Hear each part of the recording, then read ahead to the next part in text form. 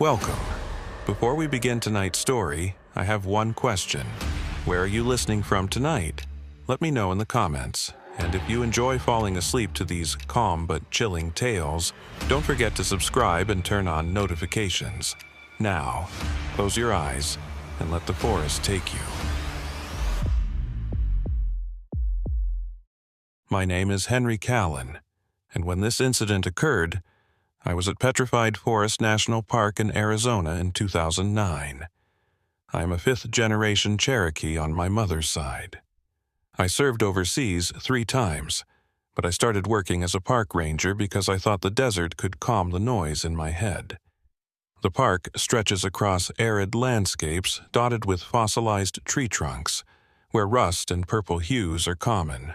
Tourists typically drive through, snap photos at scenic spots, and leave before nightfall. Most don't see what the desert hides once darkness falls and shadows stretch long enough to cover footprints. That April, the wind only carried sand. Drought had separated the clay in the terrain like puzzle pieces, and the painted desert stood skeletal beneath the boundless sky. My work area was the northern region. I patrolled rural trails densely lined with fallen trees. Every morning, I would drive the perimeter roads, follow the tracks, and warn visitors about federal penalties for taking fossils. I would write up the reports every evening. A quiet day. No incidents. Until Claire Riley walked into the visitor center with a camera bag slung over her shoulder and a smile that didn't match the weariness in her eyes. She introduced herself as a freelance photographer chasing a story on forgotten highways. Route 66 fragments still cut through the park, crumbling asphalt swallowed by sage and time. Claire wanted shots of petrified logs framed by abandoned roadbeds, something about America's lost arteries. I gave her the standard speech. Stay on marked trails, carry water, watch for rattlesnakes, never turn your back on the horizon because distances lie out here. She nodded, but I saw that glaze photographers get when they're already composing shots in their head. I should have pushed harder, should have made her repeat the rules back to me. But the visitor center was packed with a school group, radios squawking about a broken-down RV on the South Road, and I let her go with a map and a warning to be back before sundown. She wasn't. At 7:47 p.m., her rental sedan still sat alone in the Blue Mesa Trailhead parking area. Engine cold. Doors locked. I radioed dispatch, ran her plates, and started a preliminary sweep of the trail. The path wound through hills striped like layer cake, bentonite clay glowing pink and gray under my flashlight beam. Boot prints led out from the lot, size 7 or 8, tread pattern consistent with hiking shoes. The prints followed the main trail for half a mile, then veered off toward a ridge overlooking the teepees, a cluster of eroded badland cones that looked like clay teepees stacked by giants.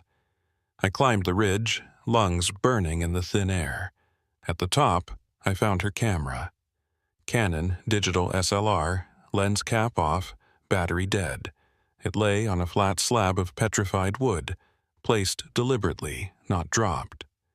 The viewfinder was clean. No cracks, no sign of struggle. I powered it on, using my spare battery pack, and scrolled through the last images. Sunset over the teepees. Close-up of a rainbow-hued log.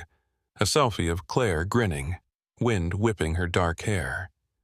Then the final shot. Gray static. No, not static, movement. Dust swirling in a vortex, backlit by dying sun, and at the center, a shape. Blurred. Humanoid. Then nothing. I called it in. By midnight, a search and rescue team from Holbrook arrived with dogs and thermal drones. We combed the area until dawn, finding nothing but coyote tracks and the skeletal remains of a mule deer. Ribs bleached white, scattered across a wash. The dogs hit a scent trail leading east into the wilderness area, then lost it where the ground turned to bedrock. Claire Riley had vanished as cleanly as morning frost under desert sun. Her rental company reported no emergency contacts. Her social media showed a pattern: solo traveler, national parks, empty landscapes. The last post was from the Grand Canyon 3 days earlier. Some roads only go one way. Marcus Tate and the district chief pulled me into his office the next afternoon. He was Navajo, built like a fire hydrant, with eyes that had seen too many seasons of dust and bureaucracy. He slid a file across his desk.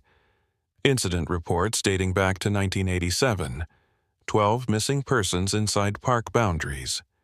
Hikers, photographers, a geology student, an elderly couple. Most were found within 48 hours, dehydrated or disoriented. 3 were never found. In each case, personal items were recovered, placed in odd locations. A wallet on a stone cairn, a hat folded neatly beside a trail marker, a wedding ring balanced on a petrified stump. Tate's voice stayed flat. Pattern could be coincidence. Could be people staging disappearances. Could be the desert just takes what it wants. I asked about the camera placement. He shrugged. Coyotes don't arrange cameras. Neither does wind. File it under unknown contributing factors and move on. We've got a senator's kid coming through tomorrow with a film crew. Need you visible, professional, not chasing ghosts. I took the file anyway. That night, alone in my trailer on the edge of park housing, I read every report twice. The missing 3 had all disappeared in April. All were solo travelers. All carried photography equipment. The last one, a man named Thomas Bennett, vanished in 2003. His camera was found on the same ridge where I'd found Claire's. Final image on his memory card. Swirling dust in a shape that could have been shadow or stone or something standing upright. I didn't sleep. At 4 a.m., I drove back to the Blue Mesa trailhead and hiked to the ridge under starlight so bright it hurt. The petrified wood felt cold under my palms, silica crystals catching moonlight like trapped fire. I sat where Claire must have sat, framing the teepees in my mind.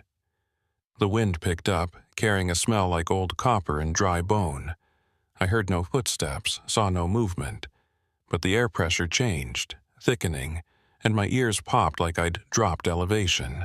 The stars dimmed. Not clouds. Something else. A presence patient and vast, watching from the folds of ancient stone. I descended at first light, legs shaking. At the trailhead, someone had scratched a message into the dust on my truck hood. 3 words in block letters. She went willing. I radioed Tate. He sent a deputy to take photos, but wind had already blurred the edges. The deputy, a young Hopi woman named Kai, asked if I'd noticed anything unusual during my shift. I told her about the camera, the dust, the file. She glanced at Tate, then back at me.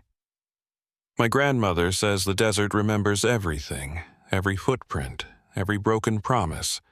Petrified wood isn't dead, Ranger. It's waiting. Search operations scaled down after 72 hours. Claire's name joined the list. Investigation ongoing. No evidence of foul play. Likely cause: environmental exposure. I kept working my patrol routes, but the desert felt different now. The tourists I guided seemed too loud, their laughter brittle against the silence pressing in from the wilderness area.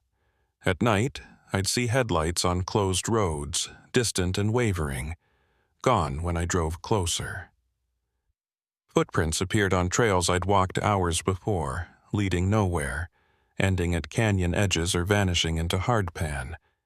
2 weeks after Claire disappeared, a package arrived at the ranger station addressed to me. No return label. Inside, a thumb drive and a handwritten note on motel stationery. Callan, you're asking the right questions. Check the archive room. Look for Vasquez. She knows. I booted the drive on my personal laptop. Video files, dashcam footage from patrol vehicles dating back to the 90s, grainy, time-stamped clips showing the same phenomenon. Dust vortices forming at dusk near petrified logs, shapes moving inside the swirl, human-sized, then dispersing as if they'd never been. I found Elena Vasquez living in a double-wide on the outskirts of Sanders, 30 miles west. She'd retired in 2005 after 18 years as a backcountry ranger. Now, she bred Australian shepherds and sculpted petrified wood into abstract shapes she sold at Flagstaff galleries. She invited me in without asking why I'd come, poured black coffee, and sat across a table scarred by decades of carving. "You found another camera," she said. Not a question. I nodded. She sighed, fingers tracing a chip in her mug. "It's the wood, Ranger, not the forest. The wood." She explained slowly, choosing words carefully. Petrified logs aren't wood anymore. Silica replaced organic tissue molecule by molecule over millions of years, creating perfect stone replicas. But the park sits on a convergence zone. Aquifers below, magnetic anomalies in the bedrock, and something older. Indigenous histories speak of places where the boundary between what is and what was grows thin. The Petrified Forest is one. People who linger too long at those boundary sites, especially at dusk, sometimes slip through. Not dead, not kidnapped. Translated. Vasquez had documented 17 cases during her tenure. Each time, belongings were left as markers. Cameras captured the transition, dust and light. Then absence. I asked the obvious question. Where do they go? She shook her head. That's the wrong question. Ask instead, when do they go? The wood remembers being alive 200 million years ago. Maybe the people who touch it, who sit with it, who open themselves to it, they remember too. They step into the past the wood carries, or the past steps into them. She handed me a carved piece, smooth and cold. Rainbow hues swirled in frozen grain. Take this. If you're going back to that ridge, take this. Balance against balance. Don't go empty-handed. I drove back to the park. As the sun dipped low, painting the painted desert in shades of rust and bruised plum. The carved wood sat heavy in my jacket pocket. At the Blue Mesa trailhead, I parked beside a maintenance shed and hiked the ridge trail one more time. The wind had died completely. No birdsong, no insect hum, just my boots crunching clay and the low thrum of blood in my ears. At the ridge top, I placed Vasquez's carving on the slab where I'd found Claire's camera. Then I sat, waited, watched the sun bleed out. The dust began to swirl 20 minutes after sunset. No wind to explain it. The vortex formed slowly, pulling particles into a column that spun counterclockwise, glowing faint orange from some interior light. I felt the air pressure drop again, ears popping, and the smell of copper flooded my nose. Inside the swirl, a figure took shape. Slender, female, moving with purpose, not panic. She turned, and for a heartbeat I saw Claire's face, not frightened, calm. She raised one hand, fingers splayed, then stepped backward into the spinning dust. The vortex collapsed. Silence returned. The carved wood was gone.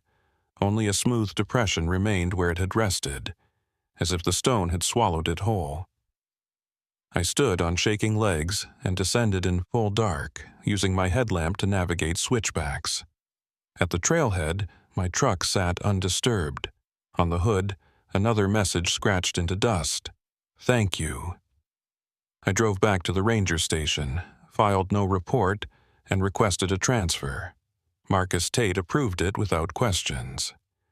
I spent my last 2 weeks closing out patrol logs and training my replacement, a kid from Flagstaff who thought the desert was empty. I didn't correct him. Some knowledge is a weight you carry alone. Before I left, I returned to Elena Vasquez's trailer. She was carving a new piece, something angular and sharp. I told her what I'd seen. She nodded, as if I'd confirmed weather predictions. "Did you feel fear, Ranger?" I thought about it. No, just loss. And something older than fear, respect, maybe. She smiled, the first real smile I'd seen from her. "Then you did right. The desert gave you a glimpse because you were willing to see. Most people aren't. They walk through the park, take their pictures, and never realize they're standing on a threshold. The ones who linger too long, who sit too still, who open themselves too wide, they cross it. Not all at once, but eventually." I asked if Claire could come back. Vasquez set down her chisel. "Come back implies she's somewhere else. She's in the wood now, Ranger. The wood that remembers being trees. The wood that remembers rivers and rain and a world so different from this one that our minds can't hold the shape of it. She's not suffering. She's just elsewhere. Elsewhen. And the desert, in its way, has accepted another offering. It always has. It always will." She handed me the piece she'd been carving. Sharp edges, smooth faces, colors that seemed to shift in the light. "Keep this one. Reminder that some boundaries aren't meant to be crossed, but they're not walls either. They're doors. And doors go both ways." I drove out of Arizona 3 days later, the carved wood wrapped in a wool blanket on the passenger seat. My transfer took me to Denali, as far from desert as I could get. But on still nights when the auroras paint the sky and the air tastes of ice and distance, I sometimes catch a scent like copper and old bone. And I wonder if Claire Riley is wandering stone forests under a Triassic sky, camera in hand, capturing a world that existed long before humans named the stars. I wonder if she's happy there. If happy even applies to a state of being so removed from the linear time we cling to like a raft in flood. The Park Service closed the Blue Mesa Trail for 2 months, citing erosion concerns. When it reopened, new signs warned visitors to stay on designated paths and respect the fragility of the landscape. No mention of missing persons. No mention of cameras or carvings or dust that swirls without wind. Just bland bureaucratic language about preservation and penalties. But the rangers who work there now, the ones who've been there long enough to see patterns, they know. They watch the sunset crowds thin out. They patrol the ridge at dusk. And sometimes, when the light is just right and the air goes still, they see figures moving in the teepees. Humanoid shapes that flicker like heat mirages, there and gone. Walking roads that no longer exist on any map. I lasted 8 months in Denali before the dream started. Not nightmares exactly. More like memories that didn't belong to me. I'd wake remembering the weight of humidity in a forest that had no name. The sound of creatures that hadn't walked the earth in epochs. The texture of bark that would become stone over slow millennia. My hands would ache as if I'd been carving, though I owned no tools. The carved wood Elena Vasquez had given me sat on my nightstand, and some mornings I'd find it moved, rotated, repositioned, though I lived alone and kept my door locked. In November, I received an email from Marcus Tate. Subject line, "Thought you should know, eh?" The message was brief. Another disappearance. Solo hiker. Male. Age 42. Name, David Marsh. Last seen on the Agate Bridge Trail. Camera found. Same ridge. Same dust. I stared at the screen for 20 minutes before I replied. "I'm coming back." Tate met me at the Holbrook airstrip in early December. The desert had turned cold, scrub crusted with frost, sky the color of old denim. He looked older, thinner, like the wind had worn him down to essential elements. We drove to the park in silence until he pulled into a scenic overlook and killed the engine. "You don't have to do this, Callan. You're not assigned here anymore. This isn't your jurisdiction." I watched a raven circle overhead, wings black against pale sky. Claire Riley's camera is still in evidence lockup. David Marsh's will join it. How many more before someone admits there's a pattern? Tate's jaw tightened. Pattern doesn't mean explanation. Could be a serial killer staging scenes to look supernatural. Could be mass hysteria. Could be people who want to vanish finding an excuse. The Park Service's job is to manage land, not chase folklore. I turned to face him. "You read Vasquez's reports. You know what's happening. Why are you pretending it's normal?" He stared through the windshield at the painted hills, silent for a long moment. When he spoke, his voice carried the weight of years. Because the alternative is admitting that the land we're supposed to protect is protecting something else. Something that takes people. And if I admit that, Ranger, I have to close the park, shut down roads, end jobs, kill a local economy that barely survives. So, yes, I pretend. We all do. He handed me a manila folder. David Marsh's file, divorced, unemployed. Last social media post. Going somewhere I can finally breathe. His rental car held 3 weeks' worth of camping gear. His camera's final images showed the same progression. Landscape. Close-up. Dust. Shape. Static. I closed the folder. I need access to the evidence room, and I need to go back to that ridge. Tate sighed. I can give you 72 hours as a consulting resource. After that, you're a civilian, and I can't protect you from liability. Don't make me regret this. The evidence room sat in the basement of the visitor center, a climate-controlled space lined with metal shelving. I signed in, noting I was the first person to access this section in 3 years. Claire's camera sat in a plastic bin alongside her map, water bottle, and a small notebook I hadn't seen before. I opened it carefully. Journal entries. Dates spanning 2 weeks before her disappearance. Most were mundane. Gas prices, motel reviews, photography notes, but the last 3 entries stood out. April 7th, the wood here feels different, like it's watching. Driver at the gas station warned me about staying past sunset. Said people get confused in the desert, walk in circles, die of thirst 20 feet from their cars. He's wrong. It's not confusion. It's invitation. April 9th. Dreamed I was a tree. Roots deep in mud that would become stone. Time moved differently. Centuries passed like breaths. I could feel the weight of sediment burying me, the slow replacement of fiber with mineral. It didn't hurt. It felt like relief. April 11th. Tomorrow, I'm going to the ridge Elena told me about.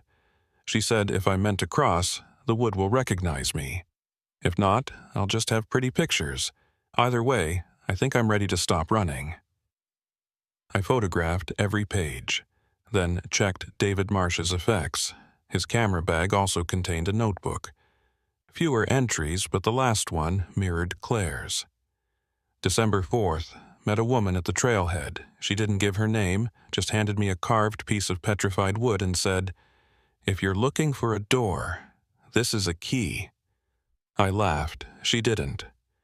I'm keeping the carving. It feels warm, even though stone shouldn't hold heat. 2 people. 2 carvings. Both from Elena Vasquez, though neither mentioned her by name. I drove to Sanders that evening, arriving as the sun set behind distant mesas. Elena's trailer showed no lights. Her truck was gone. A neighbor, an elderly man tending a propane heater, told me she'd left 3 days ago. Said she was visiting family in Oklahoma. He didn't know when she'd return. I asked if anyone else had been by asking questions. He nodded. Park ranger, big guy, Navajo. He seemed angry. I called Tate from my motel room. Voicemail. I tried twice more. Nothing. At midnight, my phone buzzed. Text from an unknown number. Stop looking. Some doors close behind you. I recognized the phrasing. Vasquez. I replied, "Where are you?" 3 dots pulsed, then vanished. No response. I didn't sleep that night. At dawn, I drove back to the park, stopping at the maintenance shed near Blue Mesa. Inside, I found old patrol logs stored in cardboard boxes, records from before digital filing. I dug through until I found Vasquez's handwritten reports from 2003, the year Thomas Bennett vanished. Her notes were meticulous. Weather conditions, visitor counts, wildlife sightings, but tucked between pages, loose sheets in different handwriting. A letter addressed to future rangers who see. I read it standing under a single bare bulb, breath fogging in the unheated shed. If you're reading this, someone else has crossed. I don't know how many it will take before the pattern becomes undeniable. I don't know if anyone will believe you. I stopped believing in simple explanations after my 3rd year here. The petrified wood isn't inert. It's a record, yes, but it's also a bridge. The Triassic period, when these trees lived, existed in a time before humans, before mammals, before most of what we consider life as we know it. But life existed, thrived. And when those forests died, buried under volcanic ash and sediment, their structure was preserved in stone. Perfect replicas down to the cellular level. What if memory works the same way? What if consciousness under the right conditions can be preserved in mineral? The people who disappear aren't dying. They're being absorbed. Their awareness transfers into the lattice structure of the stone. They become part of the record. And from that vantage point, they can perceive time differently. Past, present, future.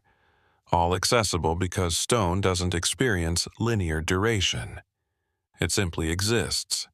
The cameras capture the moment of transfer. The dust is particulate matter responding to an electromagnetic shift. The shapes are the people mid-transition, caught between carbon-based life and silicon-based existence. I've tried to explain this to my supervisors. They think I'm suffering from isolation-induced psychosis. Maybe I am, but I've seen too many cameras with the same final image. I've felt the air pressure change on that ridge. I've heard voices in the wind that speak languages no human tongue has shaped. And I've made a choice. When my time comes, I want to cross. I want to know what they know. I want to see what they see. If you're reading this and you feel the pull, trust it. But if you're afraid, stay away from the ridge at dusk. Don't linger. Don't listen. The wood is patient. It can wait another 1,000,000 years. The letter was signed Elena Vasquez, 2005. 8 years before I arrived. I folded it carefully and slipped it into my jacket.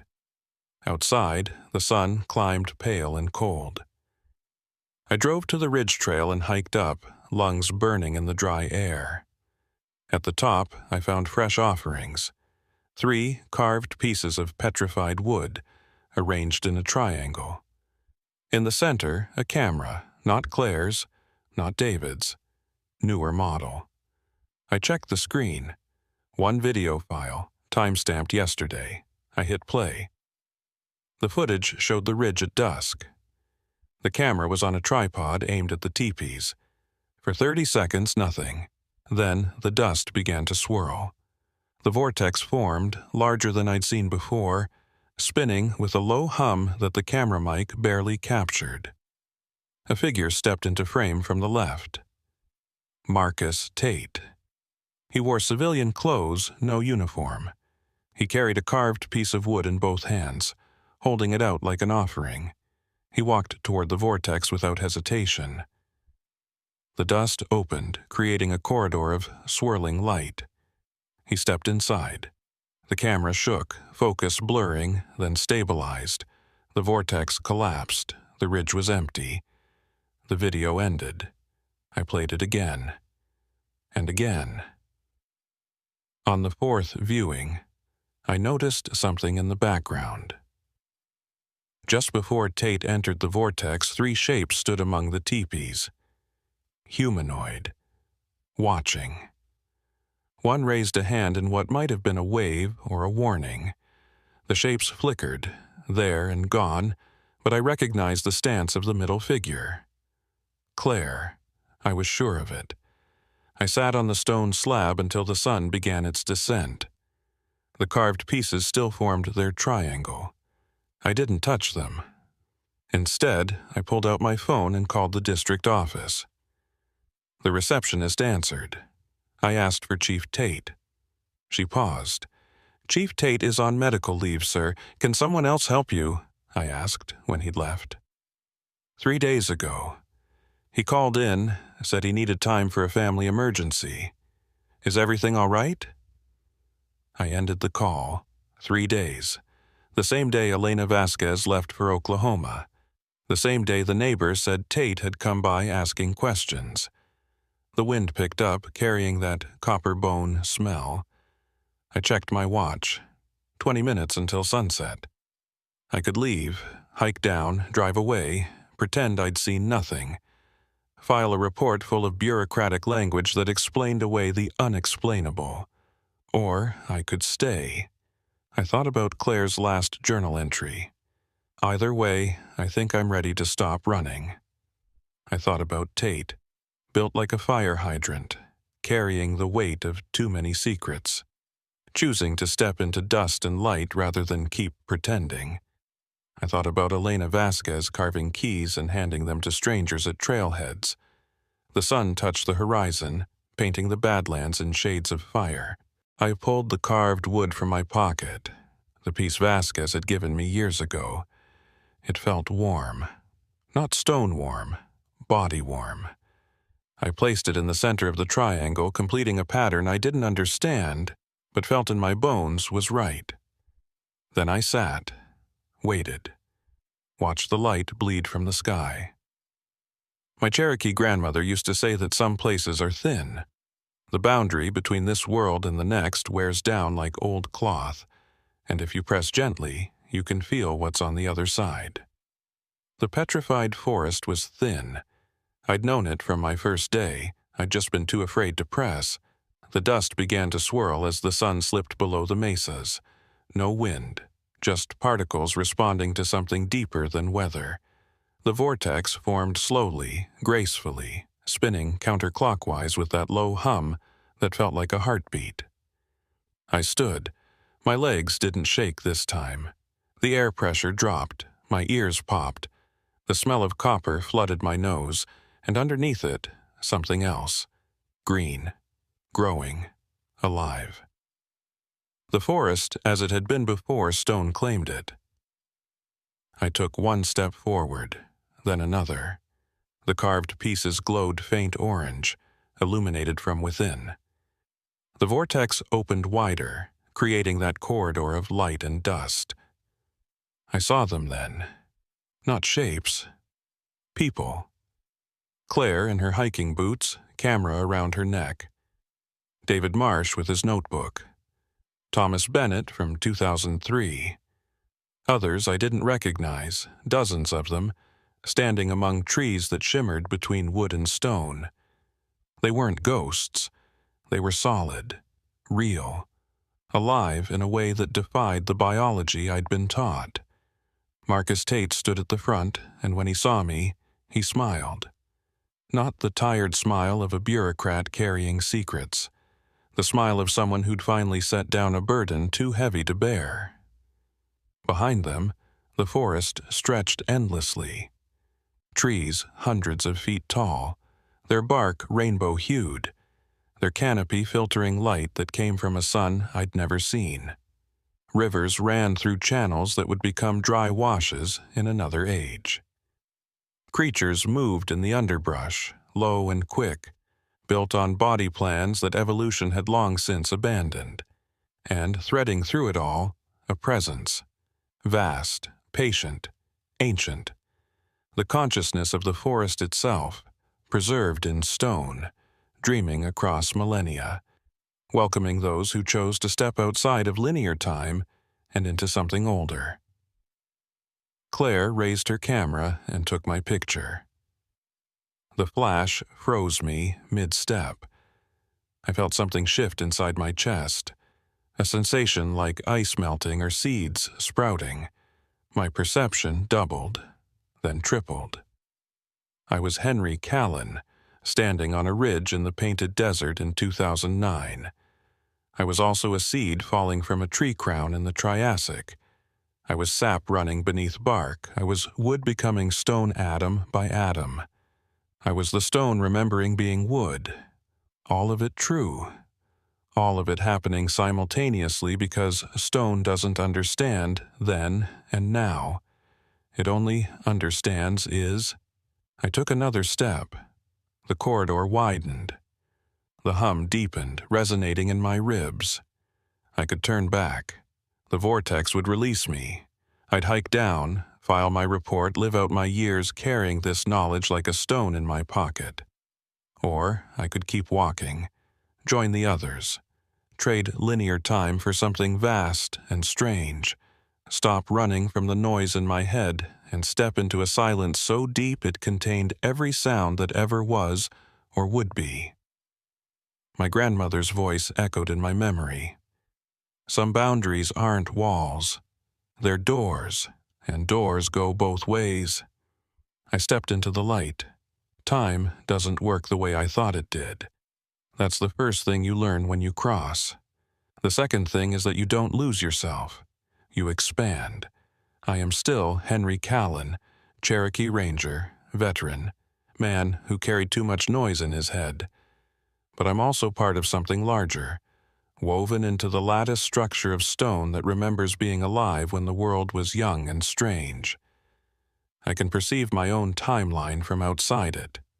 Birth, childhood, war, the desert, this moment, death, decades ahead. All of it visible like beads on a string, and I can touch any bead I choose.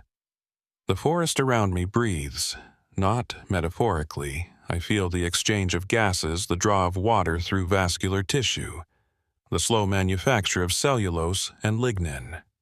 These trees will stand for another 1,000 years before volcanic ash buries them. Their cells will be replaced molecule by molecule with silica, creating perfect mineral copies that will endure for 200 million years. And within that stone lattice, memory persists.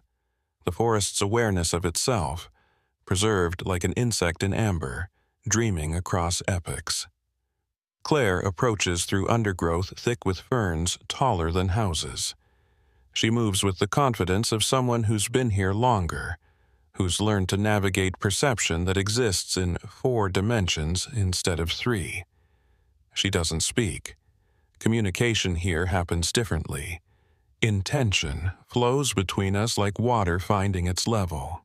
She shares her experience.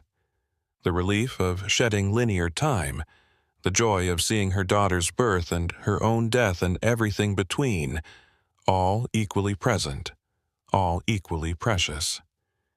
The understanding that nothing is truly lost because stone remembers everything. I share my confusion, my questions. She responds with patience, her thoughts arriving in my mind fully formed. You're not dead, Henry. You're translated, carbon to silicon, organic to mineral. It's not metaphor. Your consciousness has transferred into the crystalline structure of the petrified wood. Your body is still on the ridge. You can return to it if you choose, but most don't.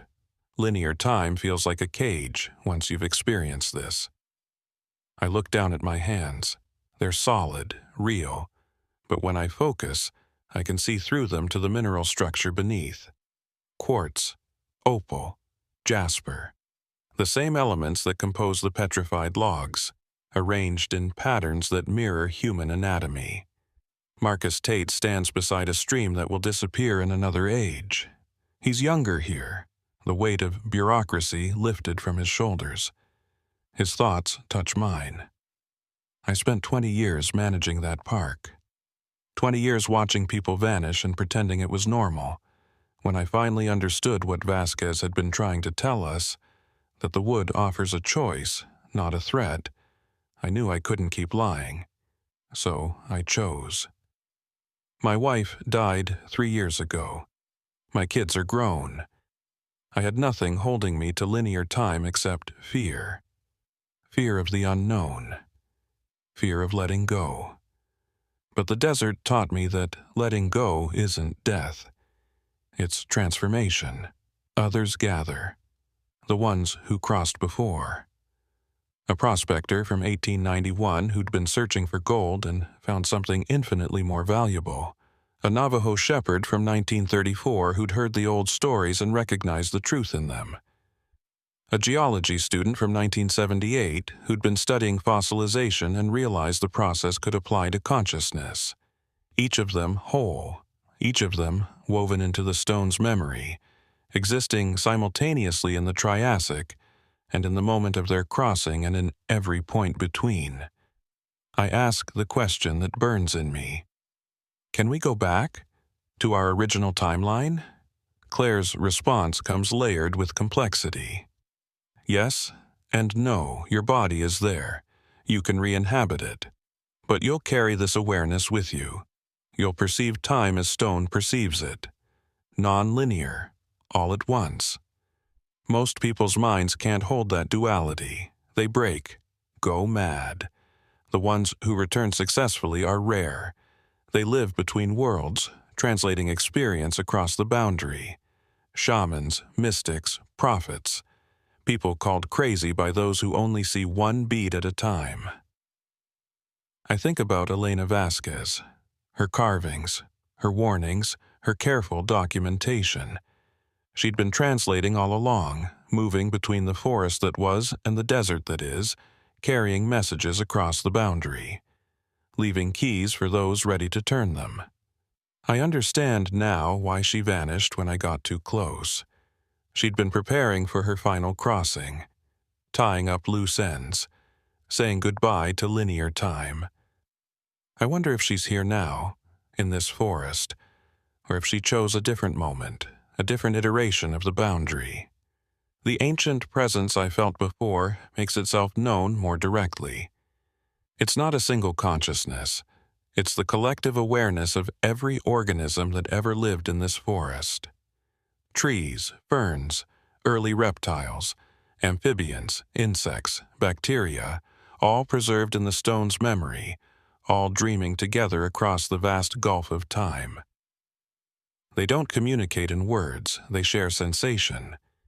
The feeling of sunlight on leaves, the taste of mineral-rich water, the slow stretch of roots into earth, the patient accumulation of seasons. They welcome us because we're the first creatures in 200 million years who've learned to join their dream. I make my choice. Not to stay. Not yet. But not to fully return either. I'll be a translator like Vasquez. I'll walk between worlds. I'll carry the stone's memory in my body and try to help others understand that the boundaries we perceive are permeable. That time is not a river, but an ocean. That consciousness doesn't end when carbon-based life ceases. It transforms, translates, transcends. I feel the agreement ripple through the collective. They'll allow it. They'll maintain the connection. But there's a price. There always is. The price is isolation. No one in linear time will truly understand what I've seen. I'll try to explain, and they'll nod politely and whisper about trauma or heat stroke or mental illness. I'll file reports that will be archived and forgotten. I'll watch people I care about grow old while I age differently, my cells slowly mineralizing, becoming more stone than flesh. Eventually, I'll return here permanently. Not death. Translation. But until then, I'll stand guard at the boundary. I'll watch for those ready to cross. I'll leave keys for those who need them. I'll document the pattern so that someday, when humanity evolves enough to understand, the evidence will be waiting. Claire embraces me. Her form feels solid and vaporous at once. Thank you for coming, Henry. Thank you for seeing. The hardest part of crossing is knowing everyone you left behind thinks you're dead. But you'll tell them differently. You'll tell them we're alive, just in a way they're not ready to comprehend yet. I promise I will. Even though I know most won't believe me. Even though I'll be labeled delusional or worse. The truth demands witness, regardless of whether the testimony is accepted. The vortex opens again. I see the ridge, frozen in the moment I stepped away. My body stands at the corridor's edge, 1 foot in the Triassic, 1 foot in the Anthropocene. I step back into it. The sensation is like diving into cold water. A shock, a compression. My awareness, which had expanded to encompass millions of years, contracts back into the prison of linear time. Seconds tick forward one by one. My lungs burn. My heart pounds. The carved pieces at my feet have dimmed. The dust settles. The ridge is silent. I turn. The teepees stand empty under starlight. No forest, no figures. Just ancient stone carved by wind and water into shapes that echo what once lived here. But I can still feel them. The connection remains, thin as spider silk, but unbroken. I'll carry it for the rest of my life. However long that is. However long I remain more flesh than stone.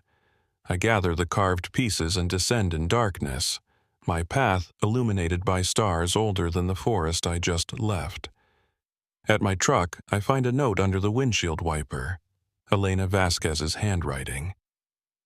Welcome back, translator. The real work begins now. Check your mailbox in Sanders. I've left you tools you'll need.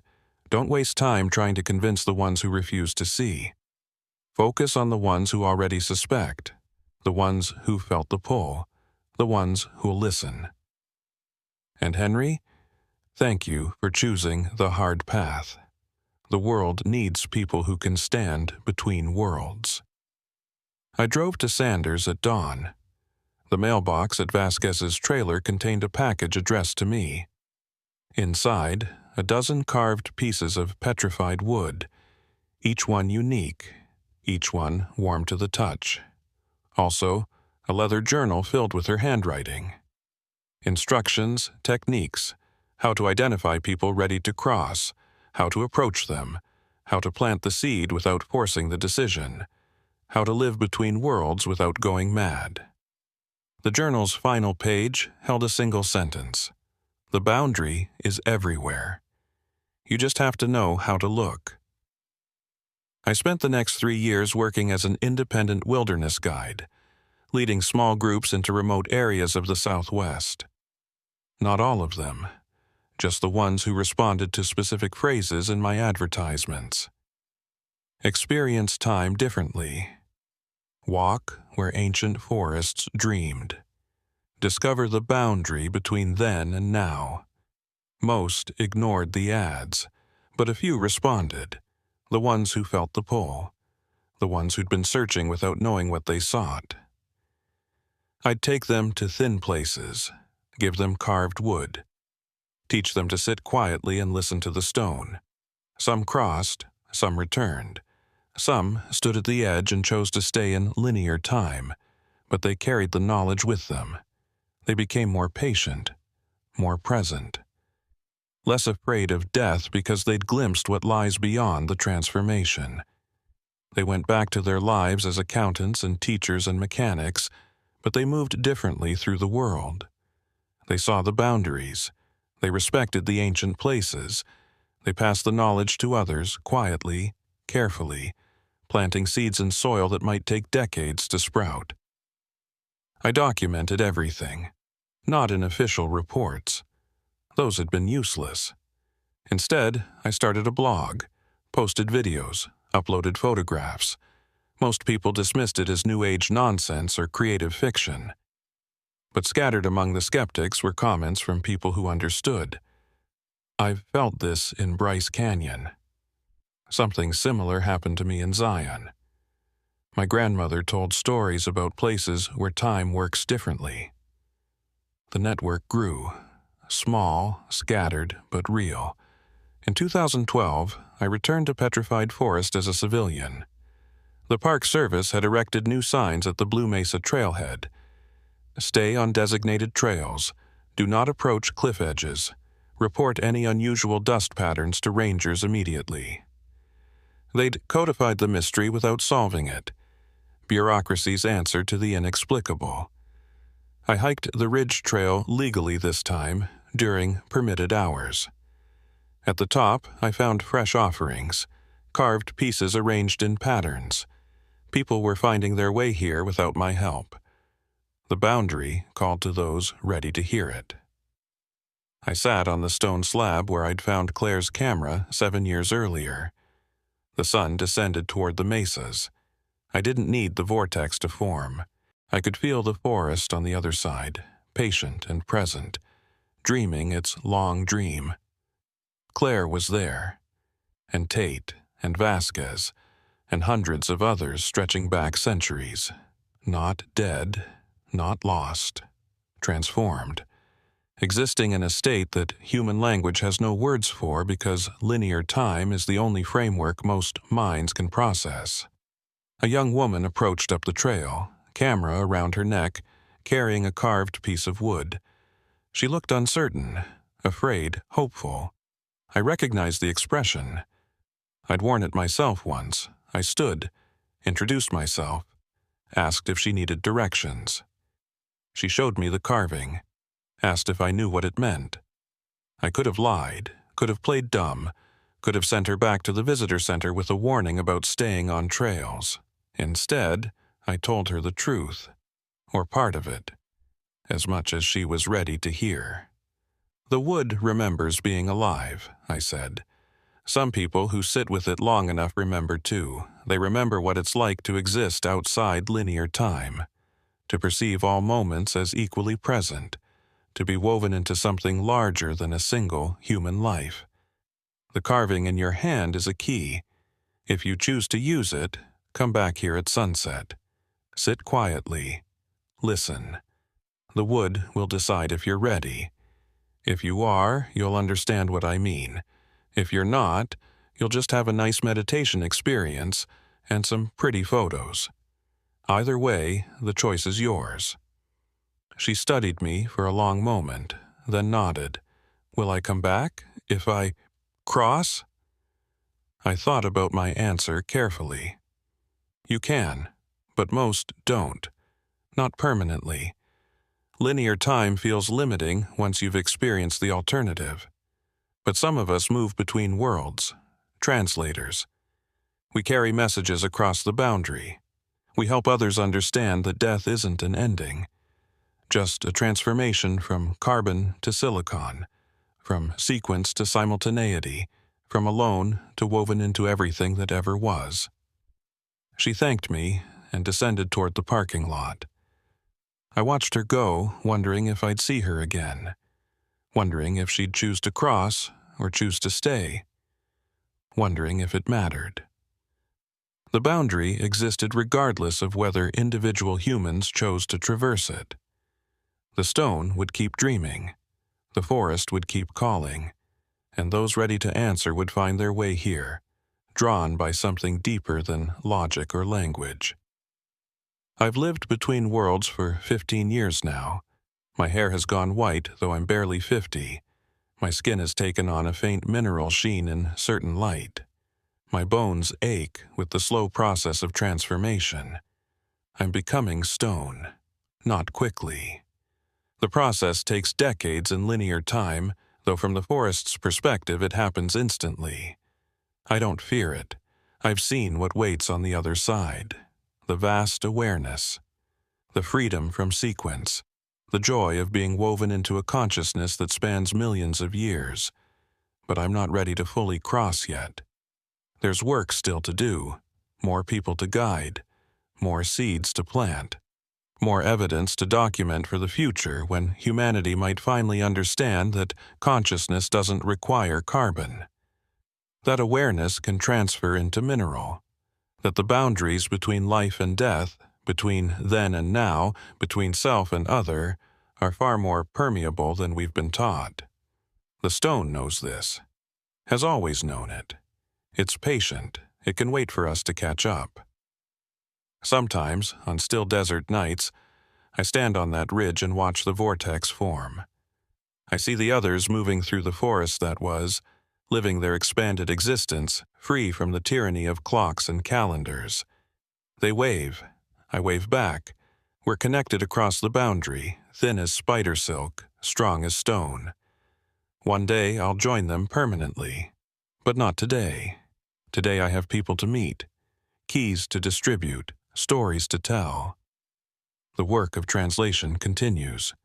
If you're reading this, if you've felt the pull, if you've stood in ancient places and sensed something vast and patient watching from the stone, you're not crazy. You're perceiving reality more accurately than most. The petrified forest isn't dead, it's dreaming, and it's calling to those ready to join that dream. Whether you answer is your choice. No judgment either way. Some are meant to stay in linear time, others are meant to cross. And a few, like me, are meant to walk between worlds, carrying messages, planting seeds, standing guard at the boundary until the work is done. The desert keeps its secrets, but it also keeps its promises.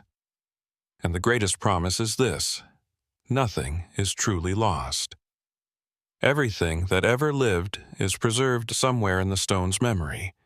Every tree, every creature, every human who ever drew breath. We're all part of the record, all woven into the lattice, all dreaming together across the vast gulf of time. The only question is whether we wake up to that truth while we still have the choice to cross consciously, or whether we wait for death to translate us without understanding what's happening. I made my choice. Claire made hers. Tate made his. Vasquez made hers. Hundreds of others across the centuries have made theirs. Now the choice is yours. The carved wood is waiting. The ridge calls at sunset. The boundary thins, and on the other side, the forest dreams, patient and eternal, welcoming those brave enough to step out of sequence and into simultaneity. Will you answer, or will you walk away? Either way, the stone will remember. It always does. That's what stone does best.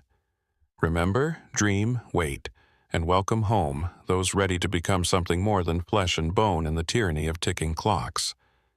The petrified road goes both ways. Most only see the direction that leads forward, moment by moment, year by year, toward inevitable decay. But stone sees the other direction too, the one that spirals inward and outward simultaneously. The one that leads to the forest that was, and the forest that is, and the forest that will be, all existing in the eternal now of mineral consciousness. I've walked both directions. I stand at the crossroads, and I tell you this: the choice is real, the boundary is real, the transformation is real. Everything else is just noise we tell ourselves to avoid facing the terrifying, liberating truth that we are so much more than we think we are. The sun sets over the painted desert one more time. The dust begins to swirl.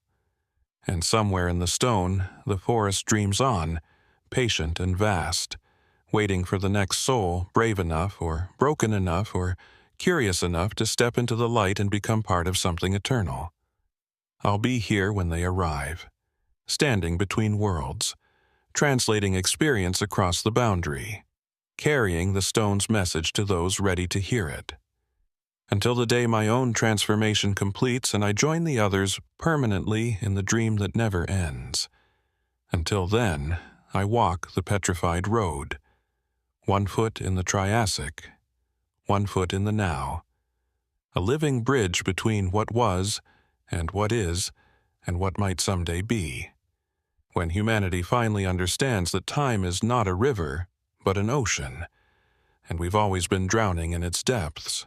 too afraid to open our eyes and see how beautiful the water truly is. My name is Brooke Vasquez, and this happened to me in 2011 in Petrified Forest National Park, Arizona. I'm Cherokee through my father's line, raised on stories about respecting what the earth gives and taking only what you need. I became a ranger because I thought protecting fossilized forests would be simpler than protecting living ones. Petrified wood can't burn, can't be logged. It just sits in the desert sun, ancient and patient, waiting for tourists to photograph it and move on. I was wrong about the simple part. The dead don't stay buried as neatly as you'd think, especially when people start digging where they shouldn't. That October, Dr. Rita Salazar brought her paleontology team from Northern Arizona University to survey a newly exposed fossil bed in the park's southern wilderness. Flash floods the previous spring had carved through badlands near the teepees, revealing a layer of Triassic sediment rich with phytosaur remains. The university had secured permits for a 3-week excavation. Standard procedure: grid the site, document everything, extract specimens with dental tools and patience. I was assigned as their ranger liaison, checking permits, ensuring they stayed within authorized boundaries, making sure no one pocketed a 200-million-year-old vertebra as a souvenir. The team consisted of 5 people. Dr. Salazar, a woman in her 50s who'd spent 30 years studying extinct reptiles and spoke about phytosaurs like they were her children. 2 grad students, twins named Kira and Levi Hatch, who worked with synchronized efficiency that made me dizzy to watch. A photographer named Jerome Hill, who documented every stage of the excavation with expensive cameras and quiet intensity, and Nolan Keene, a freelance paleontologist with a resume that read like an adventure novel. Argentina, Mongolia, Madagascar. He'd dug fossils from every continent except Antarctica, and the way he talked, that was next on his list. I met them on their first morning, hiking to the site with water and a briefing about heat safety. The desert had cooled from summer's brutal temperatures, but October's sun still burned exposed skin. Dr. Salazar spread her survey map across a folding table, weighted corners with rocks, and walked me through their work plan. Standard grid excavation, photo documentation, plaster jackets for transport, everything by the book.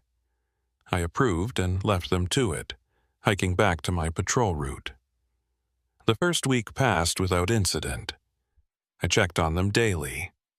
They made steady progress, uncovering a partial phytosaur skull and several articulated limbs. Jerome's photos showed the bones emerging from red clay like ghosts materializing. On day 8, Nolan Keene didn't show up for the morning briefing. Dr. Salazar radioed me at dawn, voice tight with controlled panic. He'd been in his tent at midnight when she did her last head count. By 6 a.m., the tent was empty, sleeping bag cold. His excavation tools were gone. His backpack, his Jeep and his water bottles. Either he'd left voluntarily or someone had removed every trace of him with surgical precision. I hiked to the site immediately, noting details.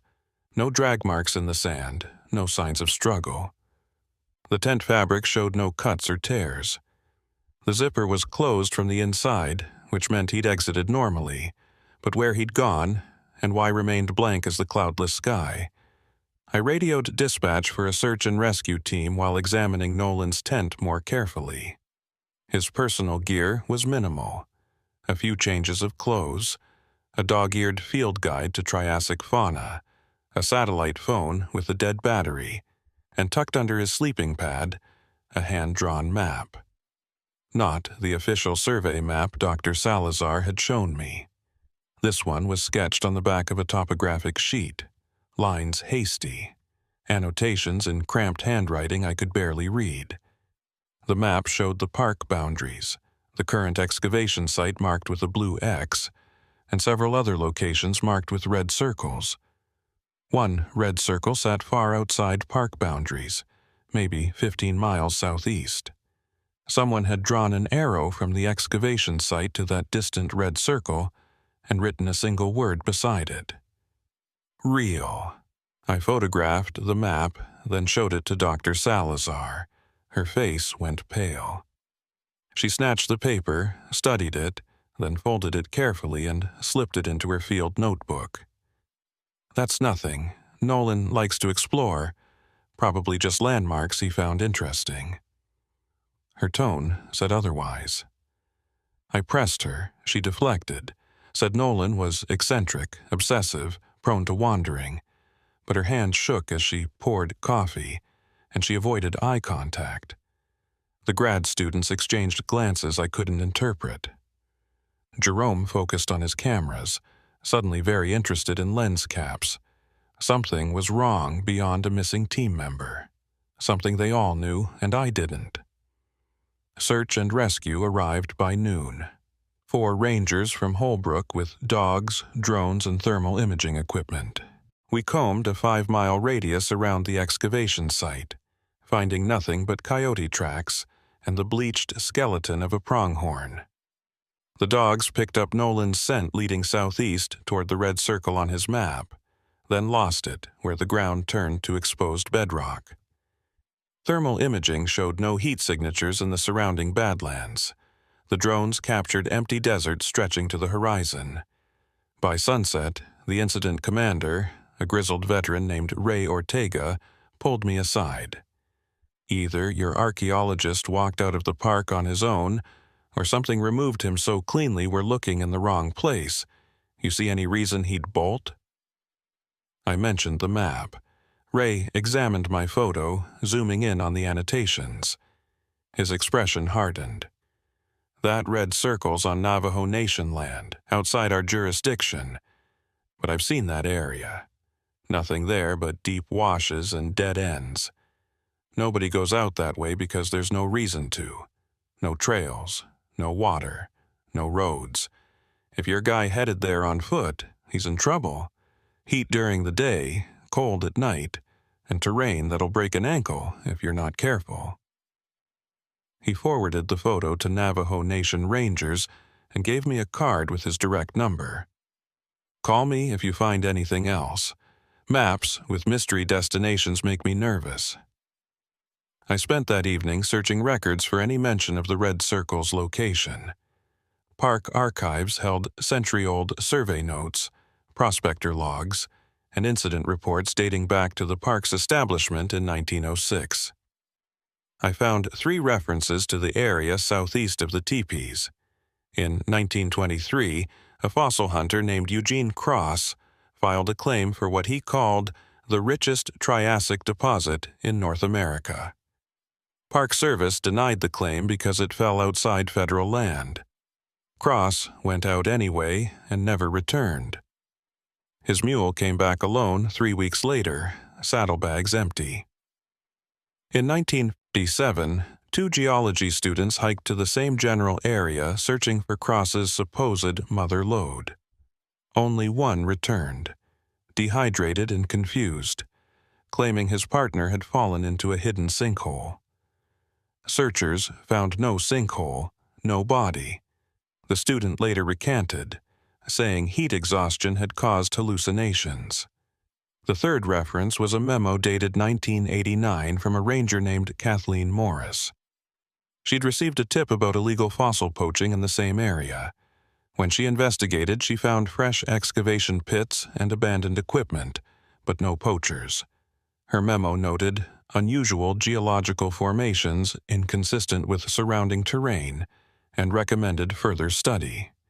The recommendation was denied. Budget cuts. The memo was filed and forgotten. I photocopied all 3 documents and added them to my incident file. A pattern emerged. People went to that red circle looking for something. Most didn't come back. Those who did either lied or went silent. Day 9 brought the media. Local news crews arrived asking about the missing scientist and turning a search operation into a spectacle. Dr. Salazar gave a statement, describing Nolan as experienced and capable, likely sheltering somewhere until conditions improved. She didn't mention the map. When reporters asked me for comment, I stuck to the script. Active search. Multiple agencies involved. No evidence of foul play. Inside, my instincts screamed that everyone was lying, including me. That night, I returned to the excavation site alone, hiking under starlight. The camp sat abandoned, the university team having relocated to park housing after the media circus. I entered Nolan's tent with my flashlight and searched more carefully. Beneath the sleeping pad, I found something I'd missed during the initial search. A second map, this one torn from a USGS topographic sheet. The paper was old, creased, water-stained. The red circle was marked here too, but with additional detail. Someone had sketched a cross-section view showing layers of sediment and a notation. Chamber, 40 feet down, sealed since Triassic. Below that, a list of GPS coordinates and a warning in different handwriting. Older, faded, do not excavate beyond marker stones, subsurface instability. The handwriting matched samples in the archive from Eugene Cross, the fossil hunter who'd disappeared in 1923. Nolan had found Cross's original notes, and he'd gone to verify them. I photographed everything, then noticed something else. The corner of the map, the section showing the red circle, had been torn away. Recently. The tear edge was clean, fresh. Someone had removed the exact location coordinates. I searched the tent again, checking pockets, seams, even the tent's interior lining. Nothing. Either Nolan had taken that piece with him or someone else had removed it to prevent others from following. I bagged the partial map as evidence and hiked back to my truck. On the hood, written in dust, a single word: stop. The letters were finger-drawn, large, deliberate. The dust was still damp from the writer's touch. Someone had been watching me. Someone who didn't want me searching further. I radioed Ray Ortega. He arrived within an hour, examined the message, and made a decision. We're escalating this. Either Nolan Keene is in immediate danger, or we're looking at something criminal. I'm bringing in FBI for possible kidnapping. While he made calls, I photographed the dust message from multiple angles. The letters were evenly spaced, written by someone calm and methodical, not a panicked warning, a deliberate threat. Ray's voice drifted from his truck. Phrases like jurisdiction complications and Navajo cooperation told me this was becoming political as well as dangerous. I wasn't sure which was worse. Dr. Salazar called my cell at midnight. Her voice was hoarse, like she'd been crying or screaming or both. Ranger Vasquez, I need to tell you something. Off the record, Nolan found something. 3 days before he disappeared, he showed me a fossil fragment unlike anything I've seen. Not phytosaur, not archosaur, something else. Something that shouldn't exist in Triassic deposits. He said it proved Cross was right, that there was a sealed chamber full of specimens waiting to be discovered. He wanted to go look.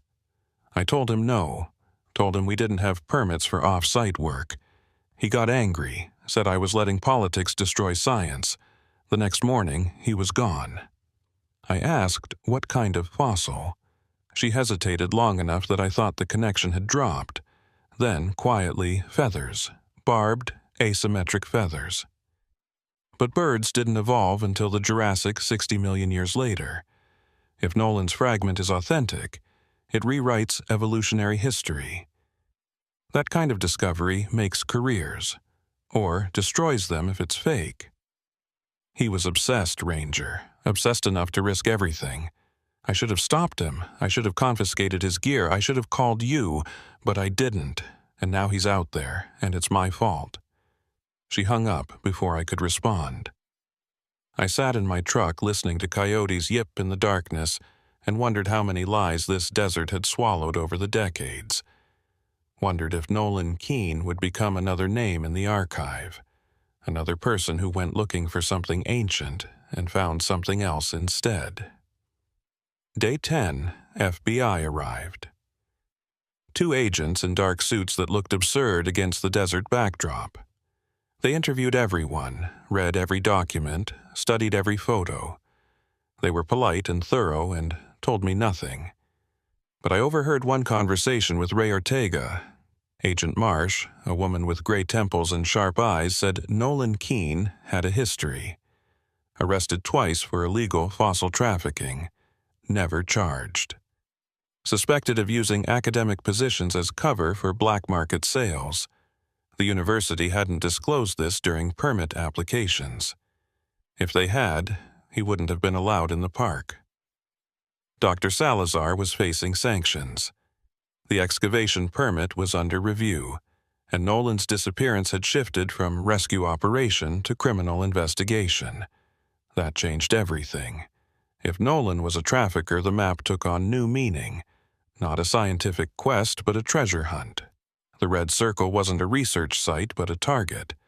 The chamber notation described a cache worth stealing. And the warning about subsurface instability? Maybe real. Maybe misdirection. Either way, Nolan had gone out there knowing what he was after. The question was whether he'd found it, or whether the desert had found him first. I requested permission from Agent Marsh to investigate the red circle location. She denied it. Too dangerous, wrong jurisdiction, insufficient support. I nodded like I agreed and started planning how to go anyway.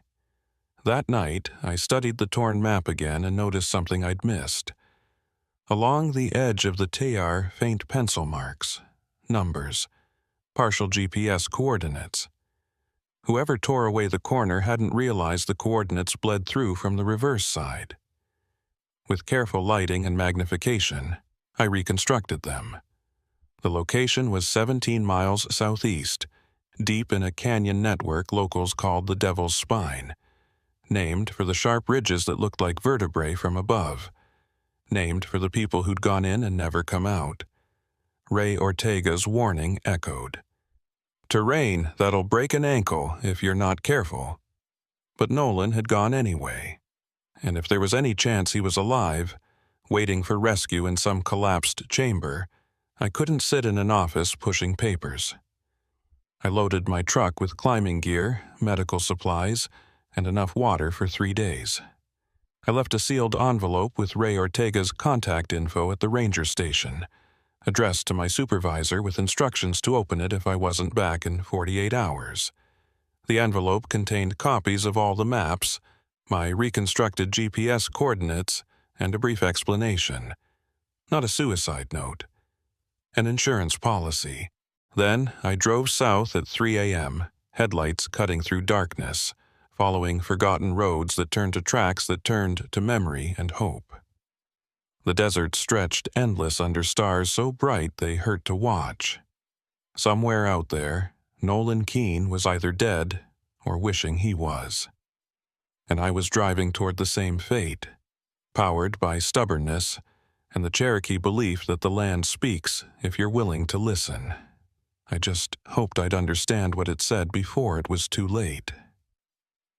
The Devil's Spine revealed itself at dawn, a jagged ridge of exposed sandstone erupting from flat desert like a broken promise. The formations looked almost deliberate, as if some ancient force had carved them for a purpose we'd forgotten. I parked at the end of the navigable track and continued on foot, GPS unit guiding me toward the coordinates I'd reconstructed. The terrain was brutal, loose shale that shifted underfoot. Washes carved so deep you couldn't see bottom. Exposure that left no shade, no mercy, no room for mistakes. I understood why the area stayed unexplored. It fought visitors with geological malice. 2 hours in, I found the marker stones, 3 flat slabs arranged in a triangle, each carved with symbols I didn't recognize. Not Navajo. Not Hopi. Older, maybe, or invented by Cross to mark his claim. Inside the triangle, the ground showed disturbance. Old excavation, partially filled by wind and time. Someone had dug here, then stopped, or been stopped. I approached carefully, testing each step. The earth felt hollow, wrong, like walking on a drum stretched too tight. My boots echoed faintly. I knelt and brushed away loose sand, revealing a wooden board, weathered but intact. A cover. Beneath it, darkness and the smell of stale air and something else. Copper. Blood. Fear. I lifted the wooden board slowly, splinters catching on my gloves. The opening beneath was roughly circular, maybe 4 feet across, lined with stones that showed deliberate placement. Not a natural sinkhole. A shaft. Man-made, or at least man-modified. I clicked on my headlamp and peered down. The beam revealed a vertical drop of about 12 feet into what looked like a carved chamber. Rope fragments hung from an anchor point, old and frayed. Someone had descended recently enough that the rope hadn't fully deteriorated. Nolan, probably. I called his name. My voice echoed strangely, bouncing back, distorted. No answer.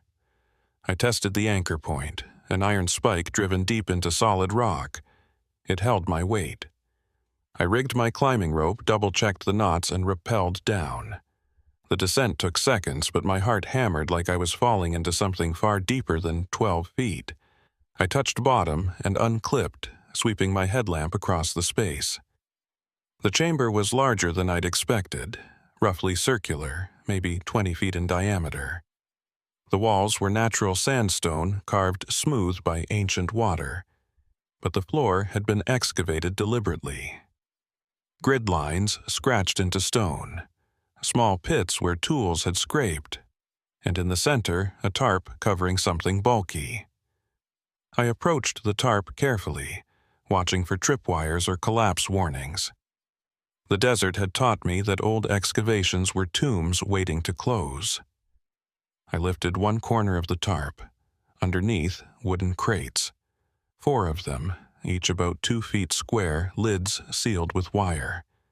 The wood was old but well-maintained, stamped with faded letters, E. Cross, Private Collection, 1923. Eugene Cross's cache. Nolan had found it. I pried open the nearest crate with my multi-tool. Inside, nestled in straw, fossils. Dozens of them. Bone fragments wrapped in cloth, each labeled in spidery handwriting. Phytosaur femur. Metoposaur skull plate. Archosaur vertebra. Beautiful specimens, worth thousands to collectors. Worth careers to scientists. Worth a man's life, apparently. But the fossils weren't what made my breath catch. In the bottom of the crate, wrapped separately in oilcloth, a notebook. Eugene Cross's field journal. I opened it carefully, pages brittle with age. The entries started enthusiastic, cataloging his finds, sketching diagrams, describing this chamber as the richest fossil deposit I've encountered. Then the tone shifted. Entries became shorter, more cryptic. Something wrong with the bones. Articulation suggests movement post-mortem. Found fresh scratches on chamber wall. I am alone here. I must be alone here. The bones remember. I can hear them remembering. The final entry, dated 3 days before Cross disappeared. I have sealed the lower passage. No one should go deeper. What's below is not paleontology. It's warning. Lower passage. I swept my headlamp across the chamber again, searching. The beam caught an irregularity in the far wall, partially hidden by a stack of empty crates. I moved them aside, revealing an opening. Low, narrow, angling downward. Someone had tried to seal it with stacked rocks, but the barrier had been recently dismantled. The stones lay scattered. Fresh scrape marks on the floor showed where something heavy had been dragged through. Nolan's backpack, maybe, or Nolan himself. I called his name again. This time, I thought I heard something. Not a voice. A scraping sound. Rhythmic. Deliberate. Coming from deep in the passage. I should have climbed out, radioed for backup, waited for proper equipment and support. That's what training dictated. That's what common sense screamed. But the scraping sound had a pattern, SOS. 3 short, 3 long, 3 short. Someone was alive down there signaling. I couldn't leave them. I wedged myself into the passage, pulling my pack behind me. The walls pressed close, sandstone rough against my shoulders. My headlamp beam showed the tunnel descending at a 45-degree angle for maybe 30 feet before leveling out. The scraping sound continued, slightly louder now. I crawled forward, ignoring the voice in my head that sounded like Ray Ortega, asking what the hell I thought I was doing. The passage opened into a second chamber, smaller than the first, the ceiling so low I had to crouch. My headlamp revealed why Cross had tried to seal this place. The walls were covered in fossils, not scattered fragments but complete skeletons, dozens of them embedded in the stone. They looked like phytosaurs, those crocodile-like reptiles from the Triassic, but wrong. The proportions were off. The skulls too large, the limbs positioned strangely as if the creatures had been trying to climb vertical walls when they died, and their mouths were open. All of them. Jaws stretched wide in what looked like screams frozen in stone. In the center of the chamber, Nolan Keene. He sat with his back against the wall, one leg bent at an unnatural angle. His face was gray with pain and dehydration, lips cracked, eyes sunken. When my headlamp hit him, he flinched like I'd struck him. "Took you long enough," he croaked. "Thought I'd die down here with them." I moved to his side, assessing injuries. Compound fracture of the left tibia, bone visible through torn flesh. Dehydration, exposure, probably infection starting. He'd been down here at least a day, maybe 2. I gave him water, watching him drink in small sips. "What happened?" He laughed, a dry sound like stone grinding stone. "What happened?" "I found proof, Ranger. Proof that everything we think we know about the Triassic is wrong. Look at them, really look." He gestured at the fossil-covered walls. I did, focusing my light on the nearest skeleton. The longer I looked, the more wrong it became. The skull structure suggested air breathing, but the limb bones showed aquatic adaptations. The rib cage was too deep for a reptile. And the forelimbs... I moved closer. The forelimbs had something that looked almost like proto-feathers. Not true feathers, but the precursor structures that wouldn't evolve for another 60 million years. Nolan was right. If these specimens were authentic, they rewrote evolutionary history. "How did you break your leg?" I asked, already unpacking my medical kit. He grimaced. "The floor, it's not solid. Looks like stone, but it's a thin crust over a void. I stepped wrong, went through. Caught myself, but my leg folded. Been trapped here ever since, listening to them." I paused. "Listening to what? You're alone here." He stared at me, eyes too wide, too bright. "Am I? Then what's that sound?" I held my breath and listened. Beneath the silence, something. A vibration. Rhythmic. Not SOS. Something organic. Breathing, maybe, if something vast and slow were breathing. But that was impossible. Acoustic tricks. The chamber acting as a resonance chamber for wind through the tunnels. Nothing more. I splinted Nolan's leg with aluminum stays from my pack, trying to ignore the sound that didn't exist. He gritted his teeth through the pain, then grabbed my arm. "Don't take the fossils, Ranger. Don't let anyone take them. Cross was right to seal this place. Some things are meant to stay buried." I asked why. He shook his head. "Because they're not fossils, not completely. Something about this chamber, the mineral content, the depth, the way the sediment compressed. The bones mineralized, but the structures stayed active at a molecular level. They remember being alive, and they're angry we disturbed them. That was shock talking. Delirium from pain and dehydration. I told him that as I fitted a rescue harness around his chest. He needed medical attention, fluids, antibiotics. He needed to stop talking nonsense about remembering bones. But as I worked, I felt it too. A pressure in the air. A sense of being watched by something that couldn't possibly watch because it had been dead for 200 million years. I finished securing the harness and prepared to move him. The climb back through the passage would be brutal with an injured man, but I'd done rescues in worse conditions. Probably. As I helped Nolan shift position, his hand knocked against the wall. The impact dislodged a chunk of matrix, and a section of embedded skeleton fell away. Not naturally. The bones moved with purpose, articulating like a living creature testing its range of motion. I watched, frozen, as the small phytosaur skeleton pulled itself free from the surrounding stone and dropped to the floor. It lay still for a moment. Then the skull turned toward us. Empty eye sockets somehow focused. The jaw opened and closed with a dry, clicking sound. The limbs twitched, finding purchase on stone they'd been part of until seconds ago. Nolan's grip on my arm tightened. Run. But there was nowhere to run.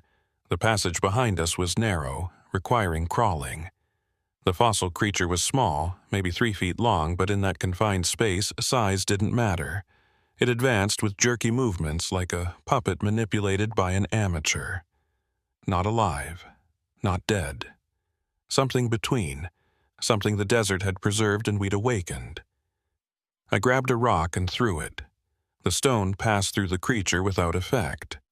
Not solid, just the memory of solidity, the ghost of structure held together by mineralization and something else. Something I didn't have a name for. The creature lunged. I felt cold pass through me. Not physical, but deeper. A sensation like ice forming in my veins. Images flashed. The Triassic world. Heat and humidity. Forests of strange trees. This creature hunting in shallow water. Snapping at prey. Its death, sudden, violent. Ash falling from the sky, burying it alive. The long darkness of fossilization. The rage of being trapped in stone while the world moved on without it.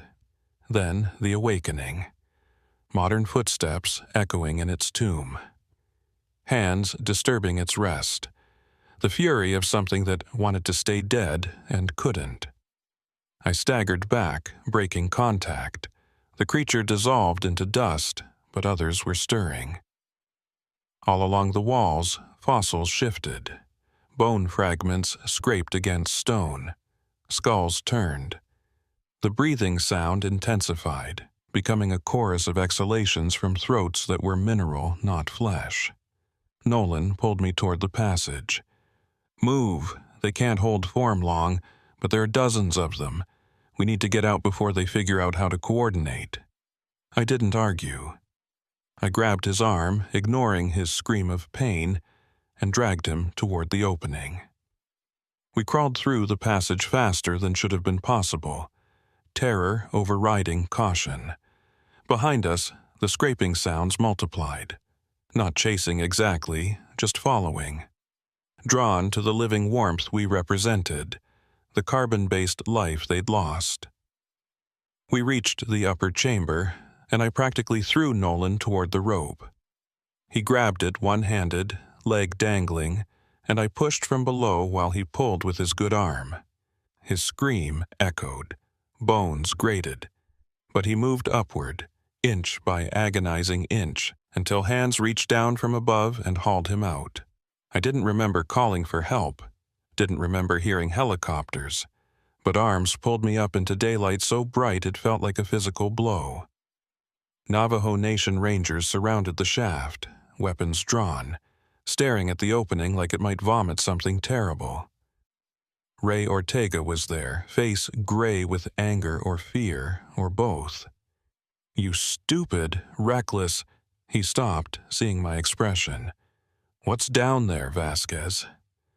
I couldn't answer, couldn't explain what I'd felt when that thing passed through me. The sense of time collapsing, of being connected to something ancient and furious. I just shook my head and let the paramedics guide me to an ambulance.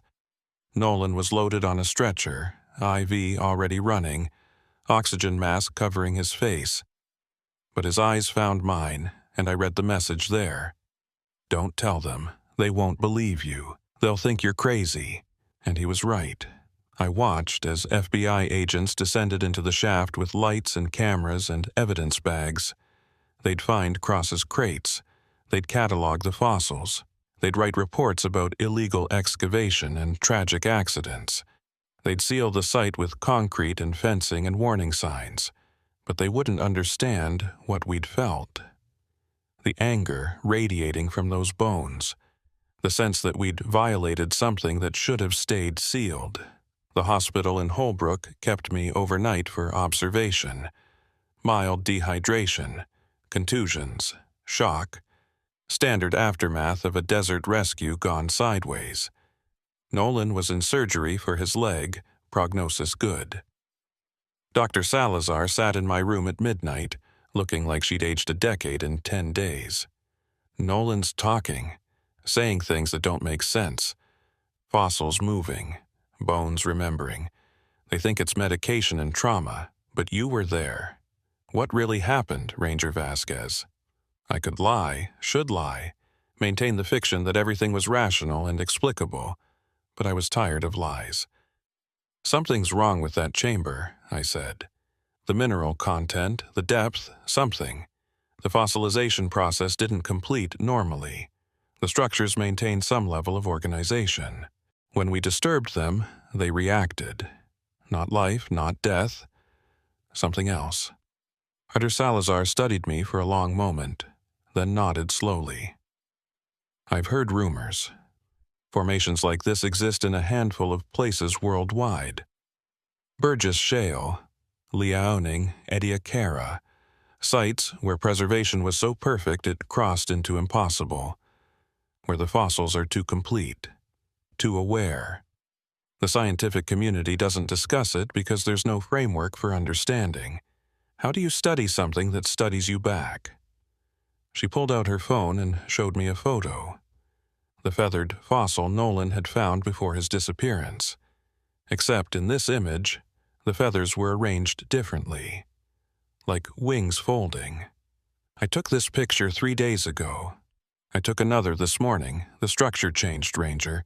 Bones don't do that, but these did. I've locked the specimen in a climate-controlled vault, but I hear it sometimes, scratching, like it's trying to get out. She pocketed the phone. The university is shutting down the project. Nolan's permit is revoked. The excavation site will be filled and closed. Officially, for budget reasons. Unofficially, because everyone involved is terrified of what we found. I asked what would happen to the fossils in Cross's cache. She shook her head. FBI seized everything.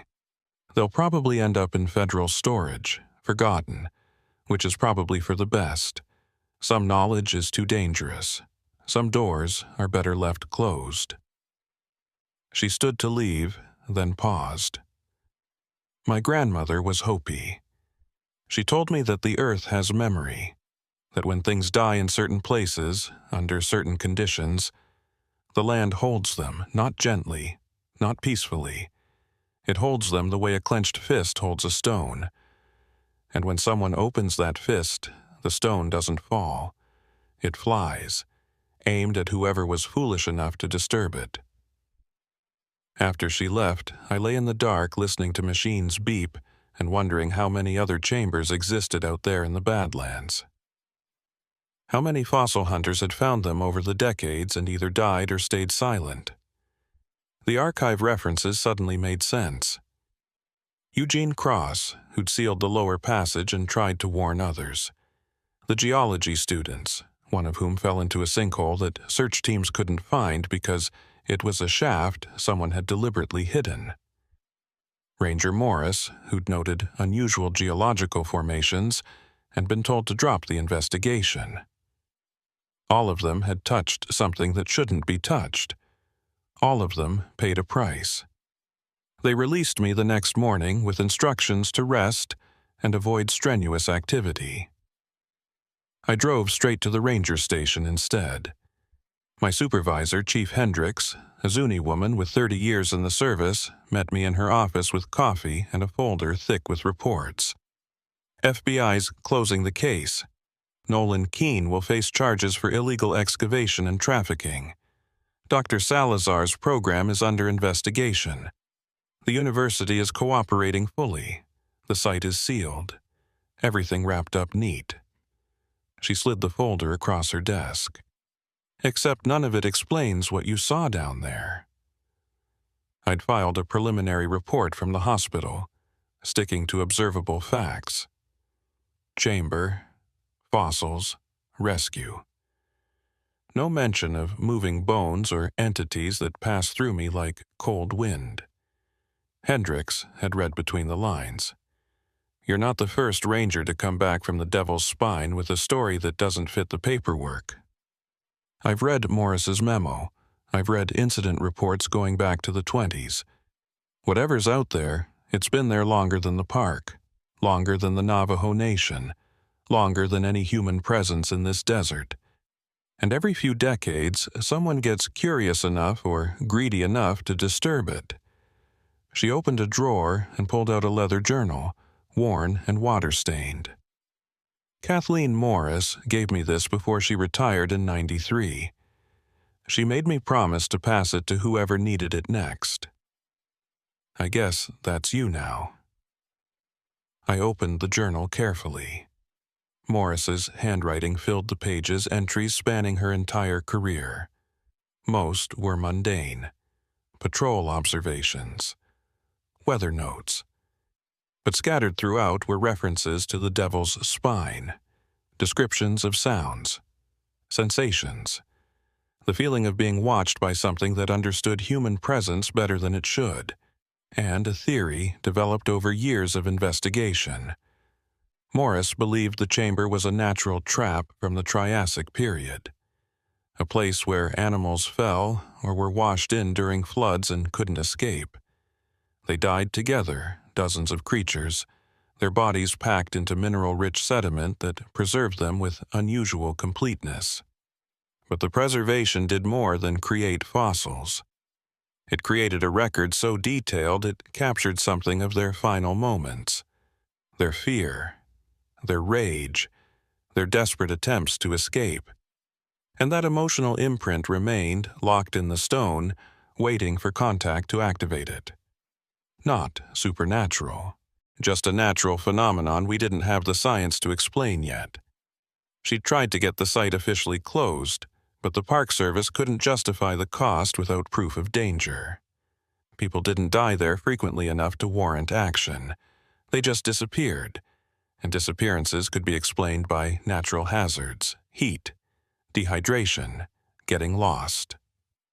Morris had spent years placing warning signs and marker stones around the area, trying to discourage exploration.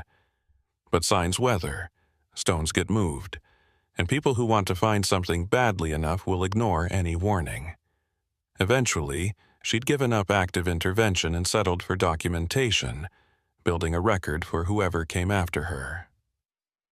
The question now, Hendricks said, is what you do with that information. FBI doesn't want to hear about bones that move. The university wants to forget this happened. Navajo Nation is happy to let federal authorities handle it. You could file Morris's journal, add your report, and let the next generation deal with it when someone else disappears. That's what I'd recommend officially. Unofficially, I'll support whatever decision you make. She stood. Take a few days. Think about it. This job has a way of showing us things we can't explain. How we respond defines whether we can keep doing the work. I took the journal home to my trailer on the edge of park housing. That night, I read every entry Morris had written about the Devil's Spine. She'd been thorough. documenting not just her own experiences, but interviewing anyone who'd been to the area. A prospector in 1979 who'd heard singing coming from underground. A hiker in 1985 who'd felt compelled to dig at a specific spot, finding bones that looked at him. A Navajo elder in 91 who'd told Morris that his grandfather spoke of the angry place where the old world remembers being alive. Dozens of accounts, all dismissed individually as superstition or misperception, but together forming a pattern impossible to ignore. Morris had also documented physical evidence. Photographs of excavation sites that showed bones partially emerged from matrix, positioned as if climbing out. Soil samples with mineral compositions that didn't match surrounding geology. Audio recordings of sounds captured near the shaft, including what her notes described as exhalations without breath, rhythmic and purposeful.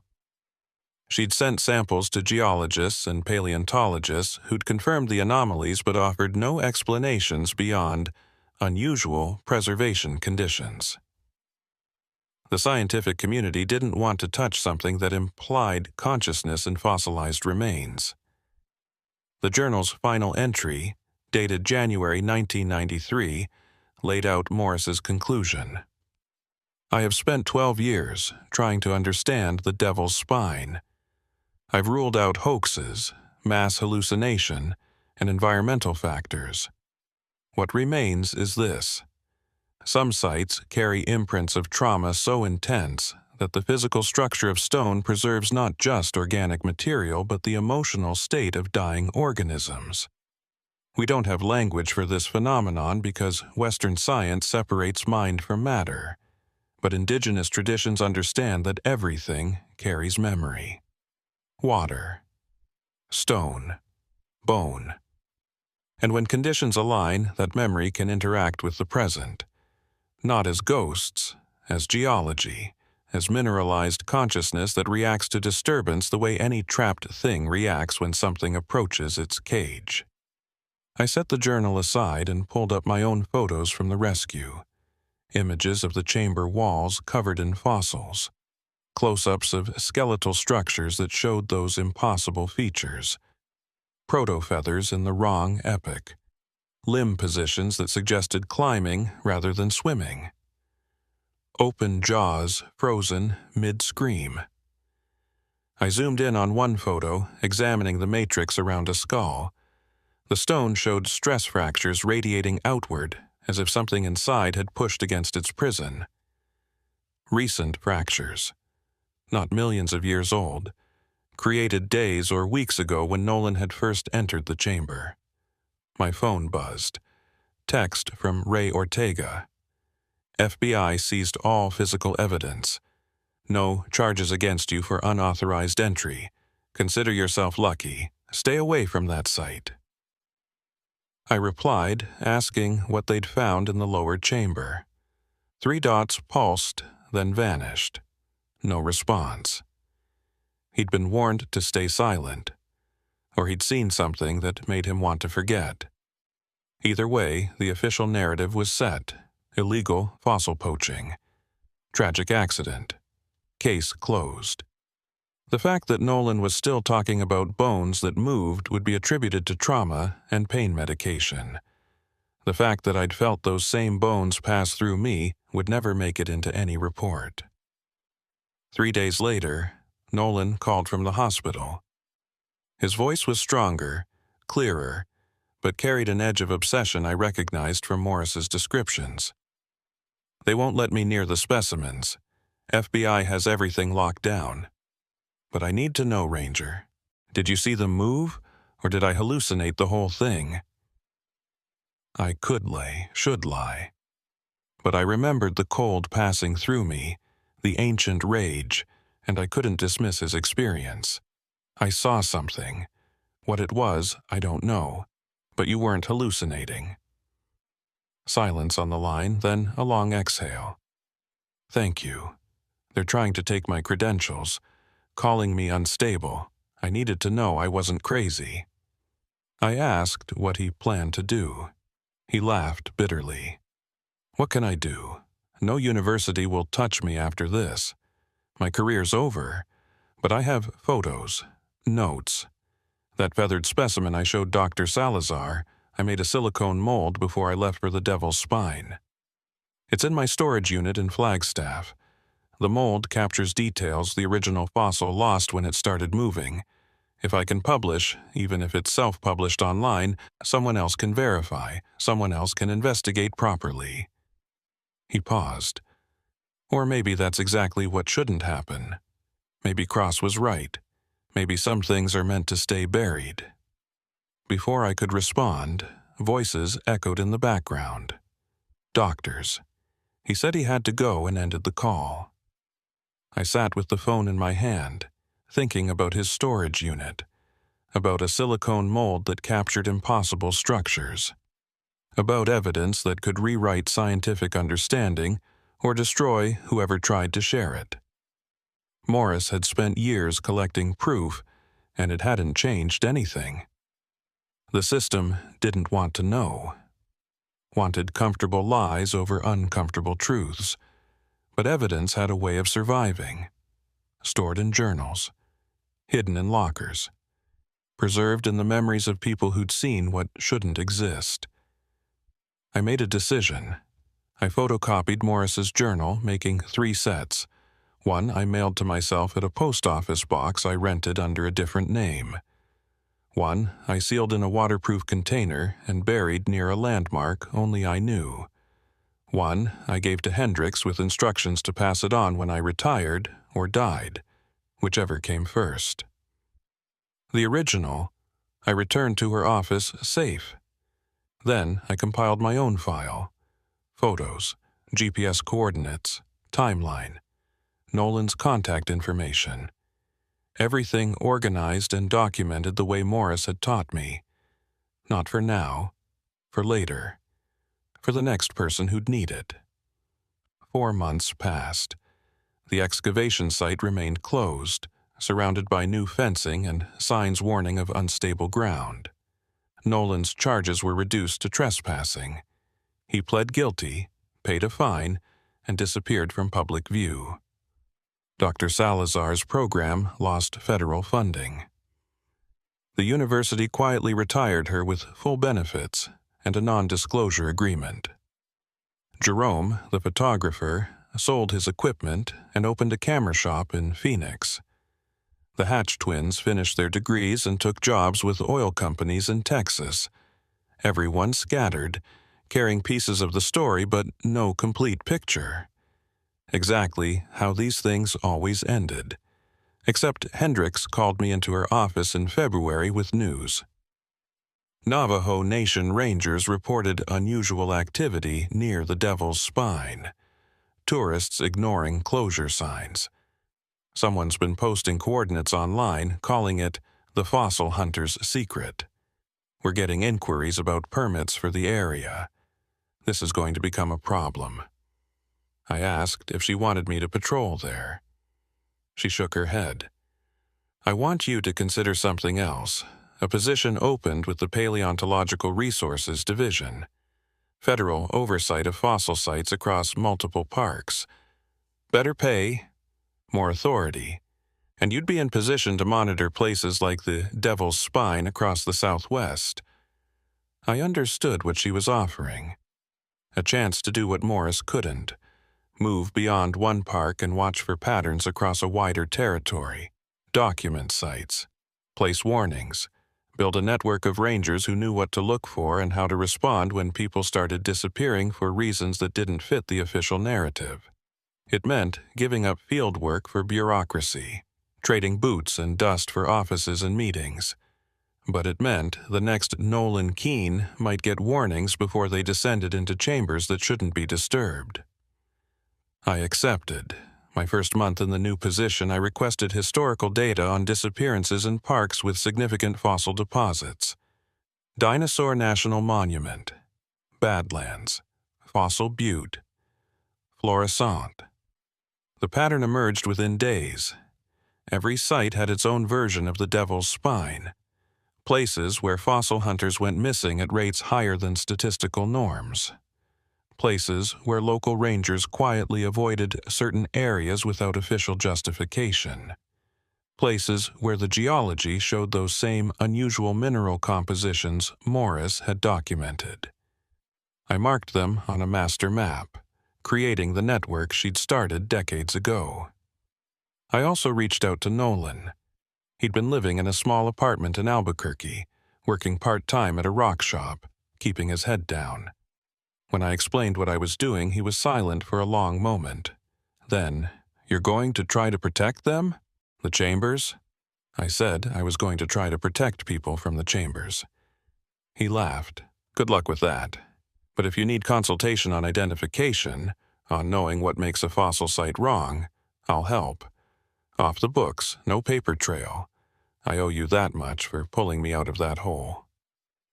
We met twice a year after that, always in anonymous locations. Truck stops, coffee shops, trading notes like spies in a Cold War movie.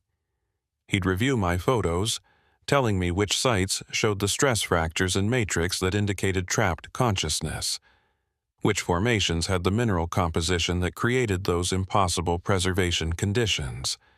He'd also follow up on collectors, tracking illegal sales of specimens from protected sites, alerting me when someone acquired fossils that felt wrong.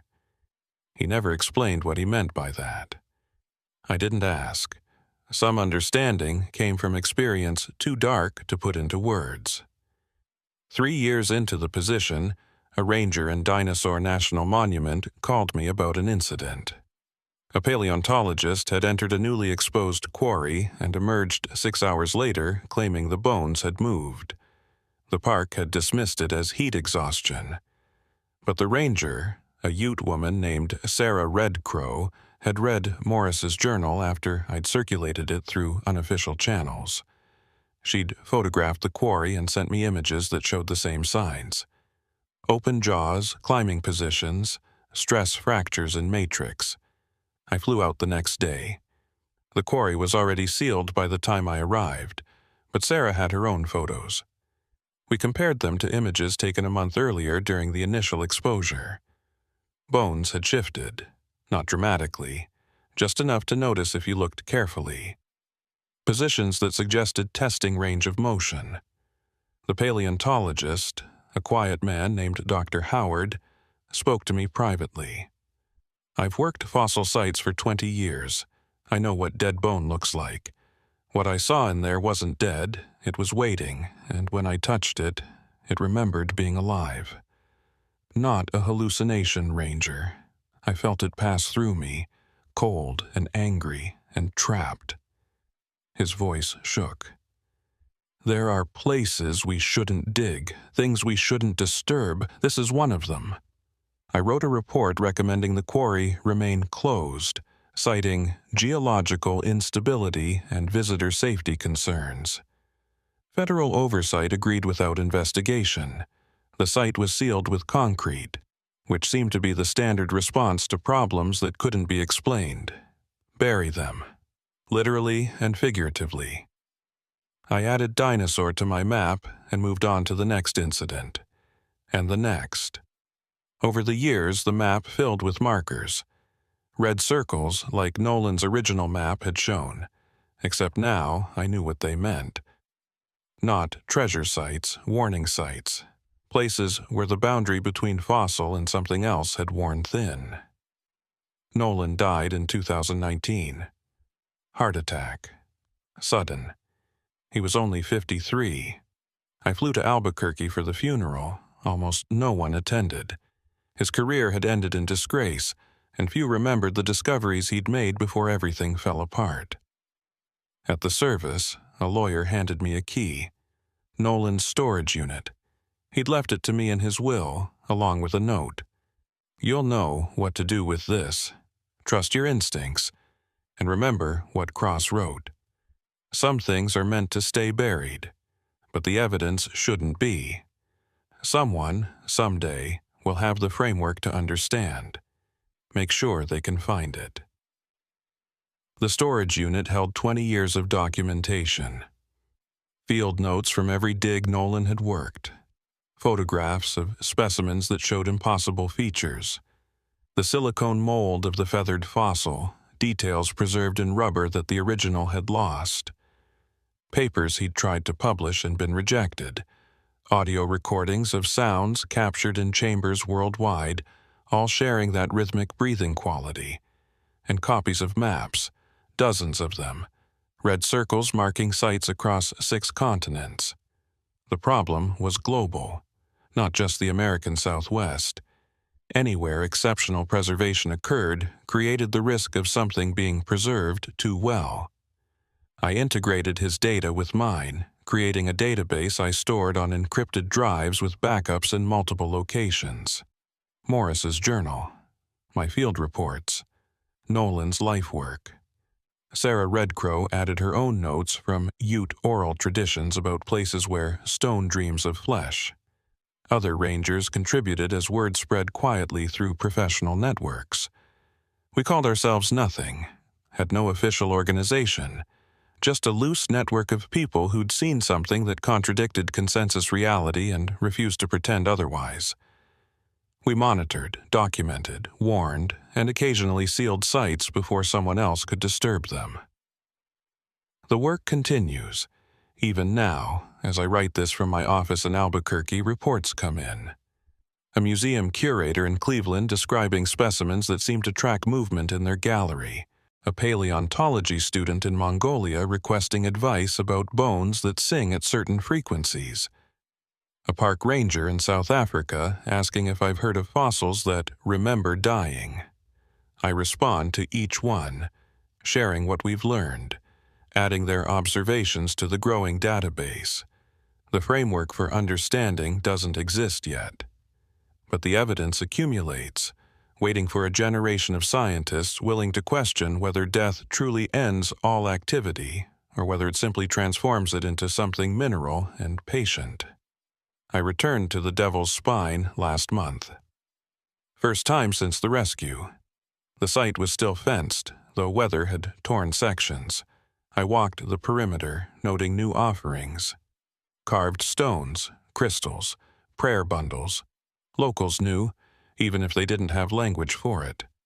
They understood the place required respect, required acknowledgement that something rested here that didn't rest easily. I left my own offering, a small carved piece of petrified wood Elena Vasquez had given me years ago during the Henry Callan investigation. A reminder that boundaries exist for reasons we're only beginning to understand. Standing there, I felt it again. The pressure, the sense of vast awareness trapped in stone. But also something else. Curiosity. As if the chamber and its contents wondered who we were, these carbon-based creatures that disturbed their mineral sleep. As if they wanted to understand us as much as we wanted to understand them. Communication across evolutionary gulfs, geological time, and the boundary between life and whatever comes after. Not hostile, necessarily, just fundamentally alien, operating on timescales that made human concern seem like mayfly flickers. I think about Nolan sometimes, sitting in that chamber with a broken leg, listening to them. The rage he described was real, but so was the patience, the willingness to wait millions of years for the right conditions, for contact with something warm and fleeting, for the chance to share what they'd experienced when volcanic ash fell and the world they knew ended in suffocating darkness. They weren't evil, just trapped, and anything trapped long enough becomes desperate, becomes dangerous, not through malice but through the simple mathematics of pressure finding release. The Cherokee teach that everything has spirit. Stone, water, bone. The mineral world participates in consciousness differently than flesh, but no less truly. What I've seen in the Devil's Spine and places like it confirms what my ancestors knew. Fossils aren't inert remains. They're records. And records, under the right conditions, play back. Sometimes in ways that hurt the listener, sometimes in ways that change them. always in ways that demand respect for the deep time they represent and the trauma encoded in their structure. This account will be added to Morris's journal and Nolan's files, sealed in multiple locations, distributed through the network, not as evidence for the skeptical world, but as a map for future rangers who will encounter their own versions of the Devil's Spine. A guide to recognition, to response, to understanding that our job isn't just protecting parks from visitors, but sometimes protecting visitors from what the parks contain. The ancient memory locked in stone, the rage of extinction preserved in mineral, the patience of geological time waiting for the right moment to remind carbon-based life how temporary its dominance truly is. If you're reading this, you've already encountered something that doesn't fit the official narrative. Trust your experience. Document everything. Build the network. And remember that the map Nolan drew wasn't showing treasure sites. It was showing boundaries between our world and something older. Something that survived extinction by becoming the very stone that marked its passing. Something that waits in chambers deep below the desert floor, dreaming mineral dreams and remembering when it moved under living muscle instead of being moved by academic curiosity. The desert keeps its secrets, but it also keeps its warnings. The marker stones aren't graves. They're memorials to everyone who didn't listen, to everyone who believed human understanding trumped natural boundaries, to everyone who opened chambers that should have stayed sealed. My name is on those stones now, in spirit, if not in carved letters. I opened the chamber, I felt what passed through me, and I carry that cold memory like a stone in my chest, reminding me that some knowledge comes at a cost measured in more than time or money or career. The fossil map exists, multiple copies in multiple locations, ready for whoever needs it next, ready for the day when science catches up to what rangers and indigenous peoples have known for generations. That the earth remembers. That memory takes many forms, and that sometimes the kindest thing we can do for both the dead and the living is to let them rest undisturbed in the stone that holds them. The desert taught me that. The fossils taught me that. And every person who disappeared into the Devil's Spine taught me that. I just hope I learned the lesson well enough to help others avoid repeating their mistakes. The coordinates remain in my files. The chamber is still there, waiting beneath marker stones and warning signs that weather and time will eventually erase. Someone else will find it someday. Someone else will descend. Someone else will feel that cold pass through them and carry back a story no one believes. And when they do, this document will be waiting. A thread connecting past to present to future. A map not of treasure but of terror. A warning written in fossils and human names, and the patient rage of stone that remembers being alive and wants nothing more than to forget. My name is Levi Dunbar, and this happened to me in 2013 in Petrified Forest National Park, Arizona. I'm Cherokee through my mother's bloodline, raised on the belief that darkness reveals what daylight hides. I work the night patrol, the shift most rangers avoid because it means 12 hours alone in a landscape that looks alien under starlight. The petrified logs cast shadows like fallen giants. The badlands glow silver and black. Wind carries sounds that have no source. Most people fear the dark. I've learned to respect it. There's a difference. That September, the university permits came through for overnight geological surveys. Dr. Marcus Hale's team from Arizona State needed darkness to use specialized equipment that measured thermal signatures in ancient stone. Something about how different minerals retained heat from daylight and released it at different rates during the night. The data would help them map subsurface structures without excavation. It sounded reasonable on paper.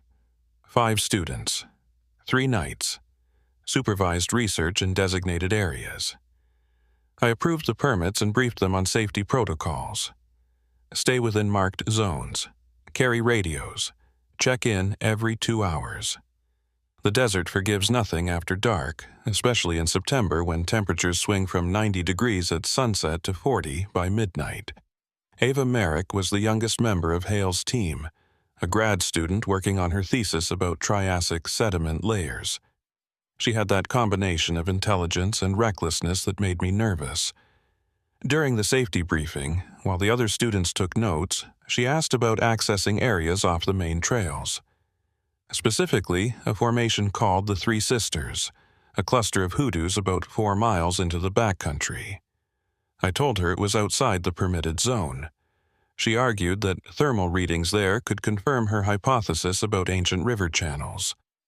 Dr. Hale cut her off, reminding her that permits were non-negotiable. She nodded, but her eyes held that look I'd seen before.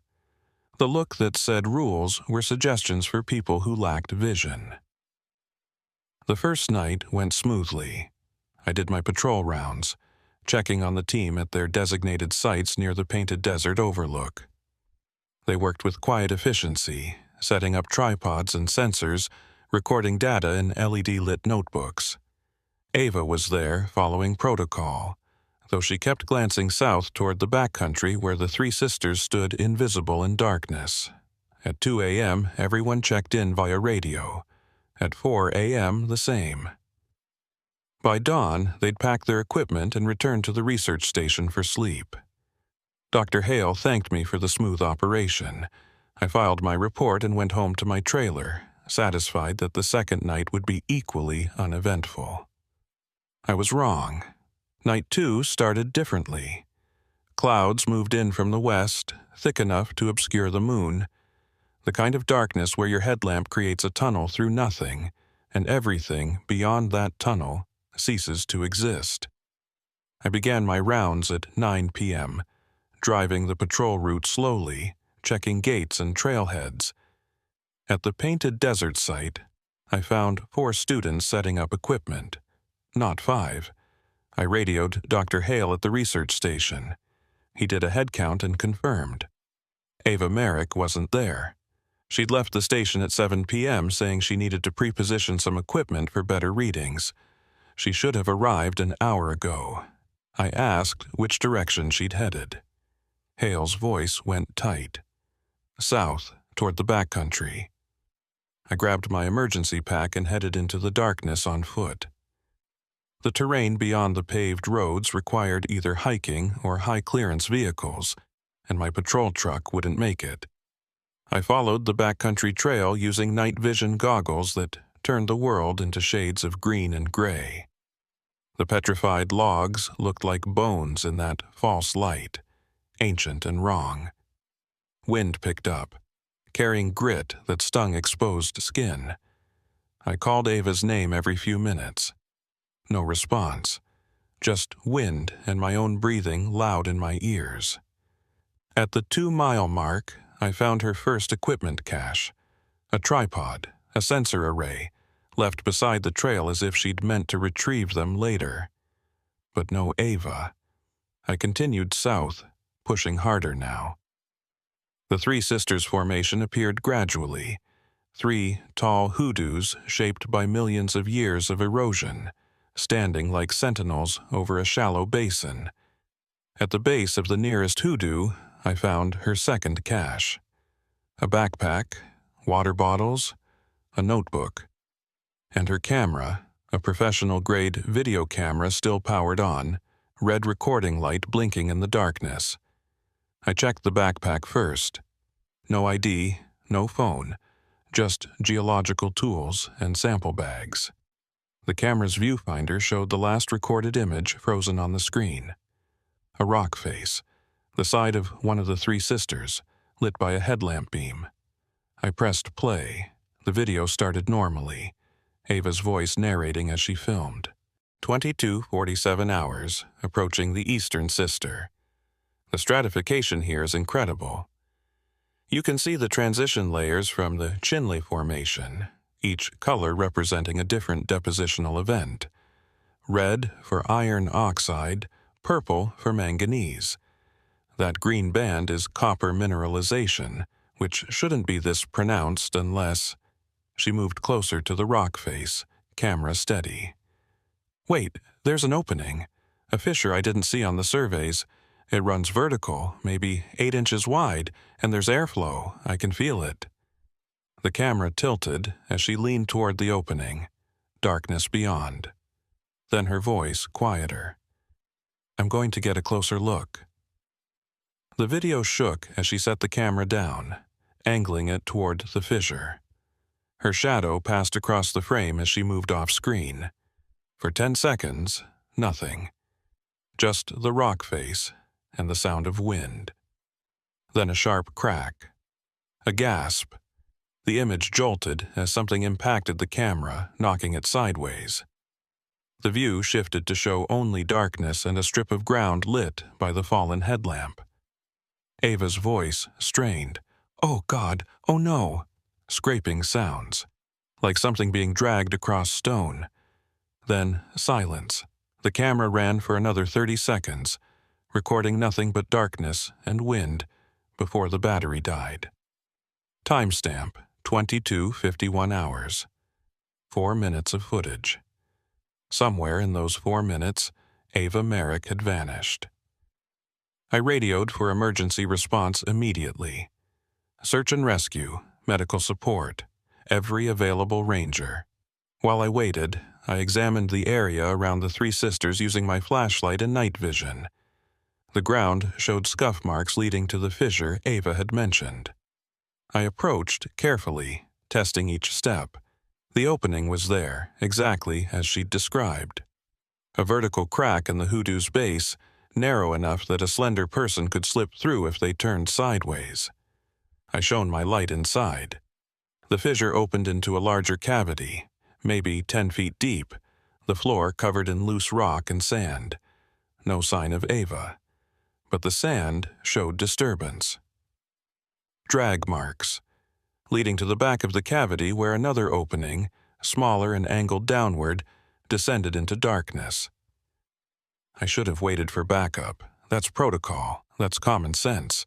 But Ava might be injured, bleeding, trapped in some subsurface chamber, and every minute mattered. I squeezed through the fissure, grateful for the Cherokee tradition of staying lean. Inside the cavity, the temperature dropped 10 degrees. The air smelled of minerals and something organic. Decay, maybe, though I couldn't identify what. The drag marks led to the rear opening, which was barely 2 feet wide. I called down into it. Ava, can you hear me? My voice echoed strangely, bouncing off surfaces I couldn't see. No response. I radioed my position and intention to continue, knowing the signal might not reach the surface once I descended. Then I squeezed into the lower opening. The passage angled down at 45 degrees, tight enough that I had to crawl on my stomach, pushing my pack ahead. Claustrophobia isn't something I usually struggle with, but this was different. The stone pressed from all sides. The ceiling scraped my back. My headlamp showed only a few feet of passage before it curved and descended further. I focused on breathing, on moving forward, on the fact that Ava had come this way and I couldn't abandon her. After 20 feet of crawling, the passage widened slightly. I could raise my head, see that the tunnel opened into a larger space ahead. I pushed forward and emerged into a chamber. The chamber was roughly circular, about 15 feet across, with a ceiling high enough to stand. My headlamp beam revealed walls covered in crystalline deposits that glittered like stars. Gypsum, probably, formed over thousands of years as water seeped through the rock. Beautiful and utterly wrong. This chamber shouldn't exist. The geological surveys had shown no subsurface voids in this area. Yet, here I was, standing in a space carved by water millions of years ago, sealed until erosion had created the fissure Ava found. I swept the light across the floor, searching for any sign of her. What I found instead made my breath catch. Blood, not a pool, a trail. dark droplets leading across the chamber floor toward another opening on the far side. I followed it, moving carefully, scanning for Ava or any indication of what had injured her. The blood trail led to a place where the chamber floor dropped away into a pit. I approached the edge and looked down. The pit descended at least 30 feet, maybe more, my light not reaching the bottom. The walls were smooth, worn by ancient water flow. No handholds, no way to climb down safely without ropes, and at the edge, pressed into soft sand, a handprint. Ava's hand, judging by the size. She'd been here, she'd looked down. And then what? Fallen, jumped, been pulled? I radioed again, explaining what I'd found. Static answered. I was too deep. Too much rock between me and the surface.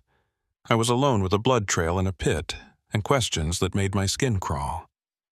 I secured a glow stick to my pack and dropped it into the pit, watching it fall and bounce until it settled at the bottom.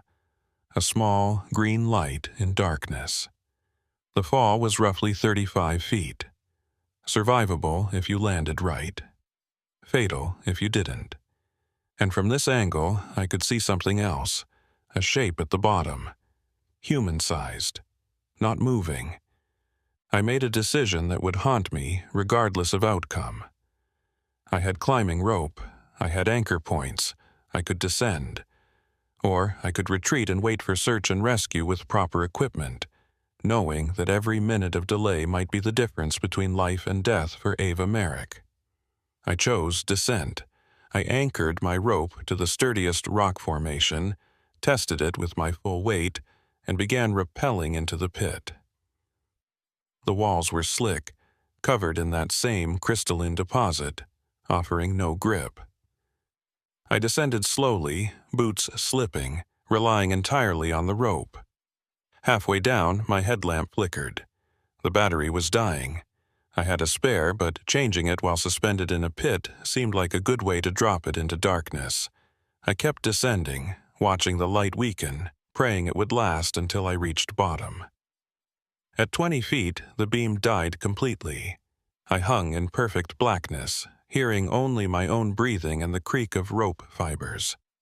Above, the entrance to the chamber was invisible. Below, the glow stick provided barely enough light to see shadows. I continued down, counting hand lengths of rope, until my boots touched solid ground. I fumbled for my spare headlamp, fingers clumsy with adrenaline, and clicked it on.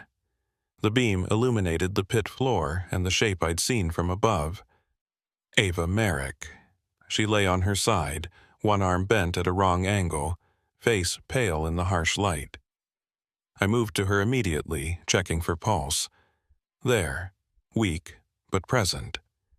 She was alive, unconscious but breathing. I did a quick trauma assessment. Broken arm, possible head injury, blood matting her hair on the left side, scrapes and bruises, but alive. I'd found her alive. I pulled out my emergency blanket and wrapped her, then tried the radio one more time. Nothing. We were at the bottom of a pit, inside a chamber, inside a hoodoo. No signal would reach us here. I had two choices: stay with Ava and hope search and rescue found my trail, or climb back up and guide them to this location. I chose to stay. You don't leave an unconscious person with a head injury alone in the dark. I made Ava as comfortable as possible, elevated her broken arm, and settled in to wait. My headlamp cast strange shadows on the pit walls. The crystalline deposits caught the light and threw it back in fractured patterns. I studied the space, noting details I'd missed during the descent. The pit wasn't natural. Not entirely. Someone had been here before. Old rope anchors drilled into the rock. Empty water bottles in a crevice. Food wrappers. This wasn't an undiscovered void. Someone had found it years ago, maybe decades ago, and they'd left traces of exploration that had been forgotten or deliberately hidden from official surveys. Ava stirred around 3 a.m. Her eyes opened, unfocused, then locked on my face with confusion. "Ranger Dunbar?" Her voice was hoarse, What? Where are we? I explained, as gently as possible. The chamber, the pit, her fall. She tried to sit up, gasped at the pain from her arm, and lay back down. I don't remember falling. I remember the fissure, the chamber, and then... She frowned, struggling. There was something, a sound, like rocks shifting. I turned, and the floor just gave way. I didn't have time to catch myself. She looked up at the pit entrance, visible as a slightly lighter circle of darkness. How did you find me? I told her about the camera, the video, the trail I'd followed.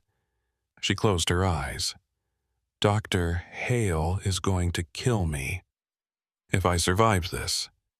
I went off permit into restricted backcountry, broke every safety rule. I assured her we'd worry about that later, after we got her out safely. She laughed weakly. You came down here alone? That's against protocol too, isn't it? I admitted it was. She opened her eyes again, studying my face. Why? I thought about my answer carefully, about the friend I'd lost years ago during a botched rescue, about the oath I'd taken to protect this land and everyone on it. Because leaving someone alone in the dark isn't something I can do. Cherokee or Ranger. Both traditions say you go after your people. We sat in that darkness for another hour before I heard voices above. Search and rescue calling my name. I shouted back, voice hoarse from dehydration and dust. Within minutes, they'd set up proper rigging. A rescue basket descended on steel cables, professional equipment that made my single rope look foolish in comparison. They pulled Ava up first, secured and stable, her broken arm splinted by a paramedic who'd rappelled down to assist. Then they hauled me up, emerging into the chamber to find 8 Rangers and 2 EMTs crowded around portable lights that turned the crystalline walls into a cathedral of reflected brilliance. Ray Ortega, the incident commander, gripped my shoulder as I unclipped from the harness. Reckless, Dunbar, but effective. She'd be dead if you'd waited. He gestured at the chamber. Also, this space isn't on any of our maps. You just discovered a significant geological feature.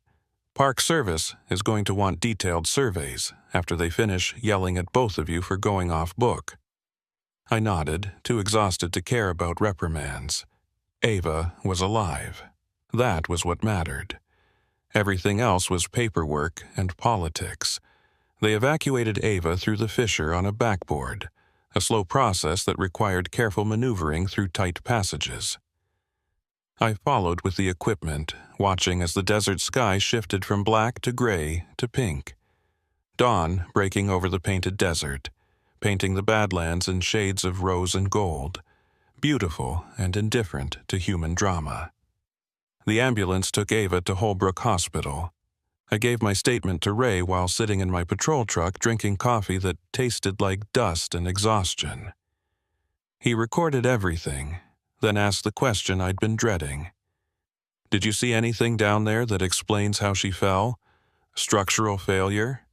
Loose floor? I thought about the blood trail, the handprint at the pit's edge, the way Ava said the floor had given way suddenly.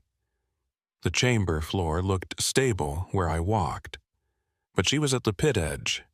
Maybe that section was undermined, or maybe she just stepped wrong in the dark.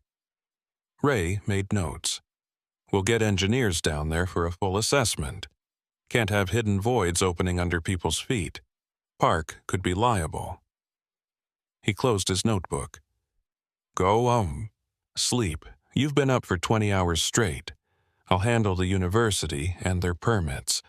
This is going to create paperwork nightmares for weeks. I drove home but couldn't sleep. My mind kept replaying the video, Ava's voice saying, "There's something." The crack, the gasp, the camera falling. I'd watched it a dozen times now, and something bothered me. A detail I couldn't quite identify. I pulled out my phone and transferred the video file from Ava's camera, which I'd bagged as evidence. Watched it again, frame by frame. There, right before the crack. A shadow. Quick. Passing across the rock face behind Ava. Just for a fraction of a second, too fast to be her shadow. Wrong angle for that, anyway. Something else had been in that chamber when she fell. I called Ray, described what I'd seen. He was quiet for a long moment. Could be another person, someone who ran when she fell, or could be a trick of the light. That headlamp beam was moving around a lot. Shadows do strange things in confined spaces. I knew he was right. Knew I was probably seeing patterns where none existed. The human brain's tendency to find meaning in chaos, but I couldn't shake the feeling that something was wrong, that the video was hiding more than it revealed. Ray promised to have the forensics team analyze it properly. I thanked him and tried again to sleep. 3 hours of restless unconsciousness later, I woke to my phone buzzing. Dr. Marcus Hale. I answered. His voice was tight, professional, angry underneath. Ranger Dunbar, I've just spoken with Ava at the hospital. She claims she saw someone else in that chamber, a figure standing in the shadows.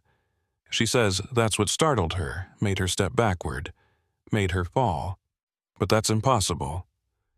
My entire team was accounted for at the Painted Desert site, and no one else had overnight permits. I asked if Ava could describe the figure. She's not making sense. Says it looked like a shadow, but wrong. Taller than a person should be, not moving naturally. Ranger, she has a head injury, possible concussion. I don't think we can trust her perceptions of what happened in that chamber. After hanging up, I sat in my trailer staring at the wall. 2 people now saying they'd seen something. Ava with her own eyes. Me on the video footage. Both could be explained rationally. Head injury, light tricks, shadows. But together, they formed a pattern. I pulled up park incident reports going back 20 years, searching for similar events. Anything involving the 3 sisters or unexplained falls in backcountry areas. What I found made my mouth go dry. 11 incidents, scattered across 2 decades. Hikers reporting seeing figures in the darkness, equipment found but people missing. 1 body recovered with injuries consistent with a fall, but located miles from where they should have been. Every incident investigated. Every investigation concluding natural causes or user error. But together, they painted a picture of something recurring. Something centered around that cluster of hoodoos. I called Elena Martinez, a ranger who'd worked the park in the 90s before transferring to Saguaro. She was retired now, living in Tucson, but she'd been lead investigator on 3 of those incidents. She answered on the 4th ring, voice wary when I identified myself. Levi Dunbar. Henry Callan spoke highly of you before he transferred north. What can I do for you? I explained about Ava, the chamber, the figure. She was silent for a long time. When she spoke again, her tone had changed, careful, like someone approaching a nervous animal. The 3 sisters. I hoped we were done with that place. We closed it after the last incident in 2003, fenced the area, posted warnings. Did it help? I told her about finding Ava despite the closure. About the fissure that had opened, presumably recently, creating access that hadn't existed when the area was fenced. Elena cursed softly. Erosion. Deserts always changing. Revealing what was hidden, hiding what was visible. The 3 sisters have been trouble since before the park was established. Locals called them bad medicine. Said something lived in the stones. Not spirit, not ghost, just something that didn't want company. I investigated 6 incidents there personally. Never found evidence of another person. Never found animal tracks. Never found anything but confused witnesses and missing equipment. Eventually, I started believing the witnesses weren't confused. They were seeing exactly what they described, something that didn't want to be fully seen. I asked what she thought it was. She laughed, bitter. If I knew that, I'd have written a report that didn't sound insane. Best theory? The chambers under the Three Sisters create unusual acoustic and visual effects. Sound echoes in ways that seem directional. Shadows multiply and distort. Temperature variations create visual distortions, all perfectly natural phenomena that combine to make people think they're seeing figures. Combined with normal hazards like unstable floors, you get incidents that feel inexplicable but are really just bad luck and sensory confusion. That's the theory I put in reports. But privately, she paused. Privately, I think something about that formation attracts a certain type of person. Curious, boundary-pushing, the kind who explore where they shouldn't. And the desert has a way of punishing that curiosity, not maliciously, just indifferently. Same way a cliff punishes someone who steps too close to the edge. After we hung up, I drove back to the Three Sisters. Daylight made them look ordinary. Just eroded sandstone, shaped by wind and water, nothing sinister. The search and rescue team had marked their route with tape and stakes. I followed it to the fissure, now widened slightly by their passage. Inside, the chamber looked smaller in daylight filtering through the opening. Less cathedral, more hole in the ground. The blood trail I'd followed was still visible, dark against pale sand. I traced it to the pit, now secured with safety fencing. Yellow warning signs. A ranger guard posted to keep curious tourists away until the engineering assessment was complete. The guard was a seasonal employee named Marcus. A Hopi kid barely 20, eager and nervous.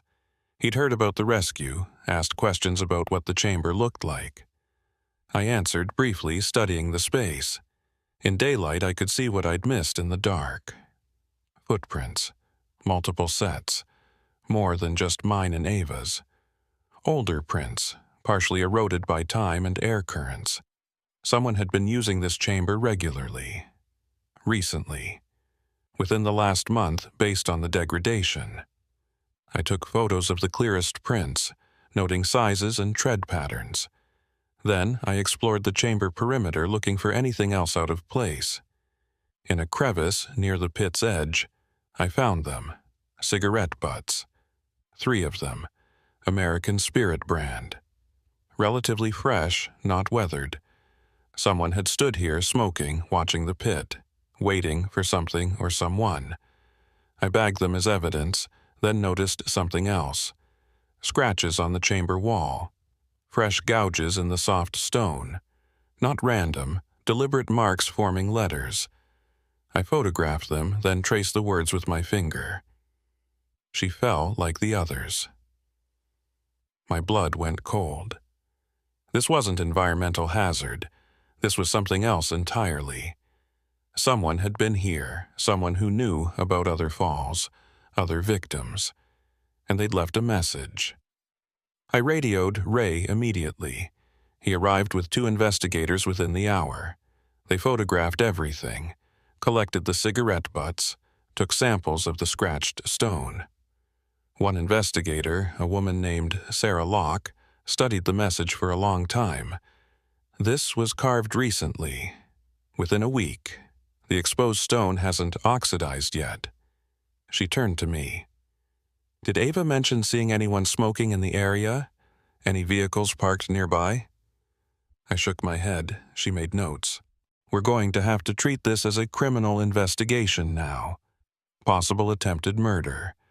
Someone lured her here or followed her here and pushed her. The message is either a confession or a taunt. The investigation expanded immediately.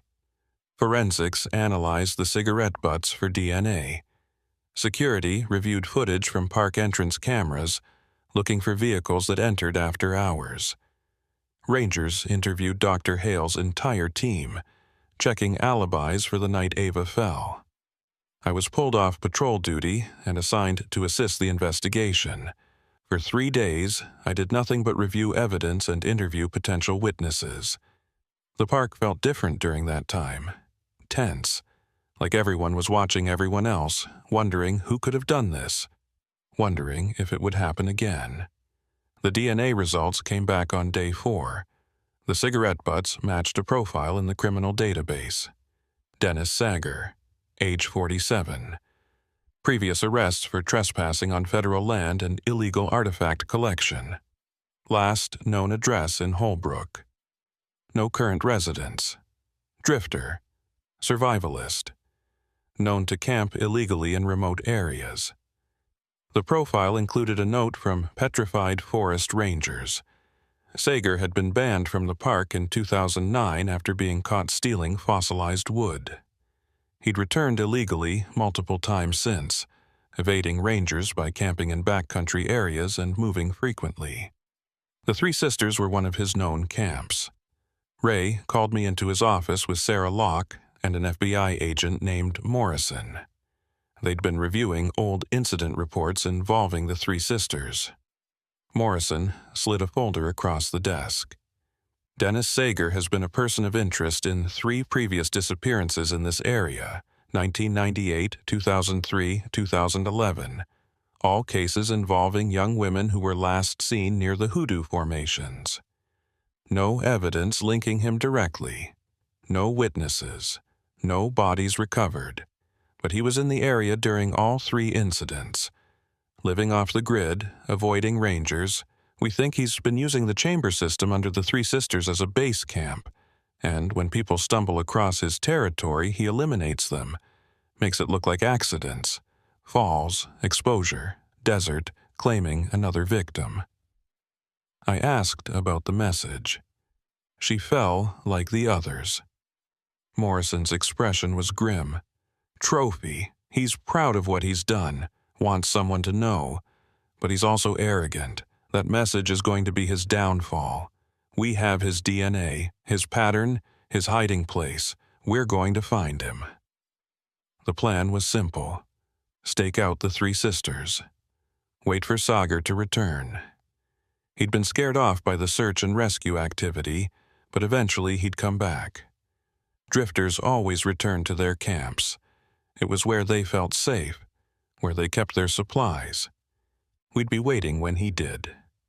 I volunteered for the stakeout, partly because I knew the terrain, mostly because I wanted to look Sager in the eye and ask him why. Why target women? Why the Three Sisters? Why leave a message? Ray assigned me with 3 other rangers, rotating shifts. We set up observation posts with night vision equipment and thermal cameras. Waited. The desert at night became my entire world again. Watching shadows. Listening for footsteps. Scanning for any sign of movement that didn't belong. 4 days of nothing. Then, on the 5th night, thermal cameras picked up a heat signature approaching from the northwest. Single person. Moving cautiously. Using terrain for cover. We watched as the figure approached the Three Sisters, circled them once, then entered the fissure. Ray gave the signal. We moved in with night vision goggles and weapons drawn. Surrounded the formation, called for the person to exit with hands visible. For 30 seconds, nothing. Then a voice from inside. Male. Rough from years of outdoor living. I know my rights. I'm on public land. You can't arrest me for camping. We told him to exit regardless. Another pause. Then he emerged. Dennis Sager looked exactly like his profile photo, just older. Weathered face, long gray hair, clothes patched and worn. He raised his hands, but his eyes were calculating, looking for escape routes. Ray read him his rights while 2 rangers handcuffed him. Morrison asked if he understood why he was being detained. Sager's smile was cold. Because some clumsy girl fell down a hole and you need someone to blame. I didn't touch her, wasn't even there. I was miles away that night. Morrison nodded. Then you won't mind explaining why your DNA is all over the chamber. Why you carved a message about her fall. Why 3 other women disappeared after encountering you in this exact location. Sager's expression shifted. Surprise, then calculation. He'd underestimated us. Thought he'd been careful enough. His lawyer would claim the cigarettes were planted, that anyone could carve a message and attribute it to him. But we had patterns, timelines, evidence that would be hard to explain away. As they loaded him into the patrol vehicle, he looked at me. Really looked. You're the one who found her. Went down into that pit alone. That was stupid, Ranger. Could have fallen yourself. Could have died down there with her. Desert doesn't care about your Cherokee traditions or your rescue training. It just takes what it can get. I learned that lesson young. You will too, eventually. The trial took 8 months. Sager's defense argued coincidence. Bad luck. Wrong place, wrong time. But forensics had matched fibers from his clothes to fibers found on Ava's torn jacket, had matched his boot prints to prints at the chamber, had documented his history of stalking women in remote areas. The jury deliberated for 6 hours before convicting him on attempted murder and 3 counts of second-degree murder in the previous disappearances.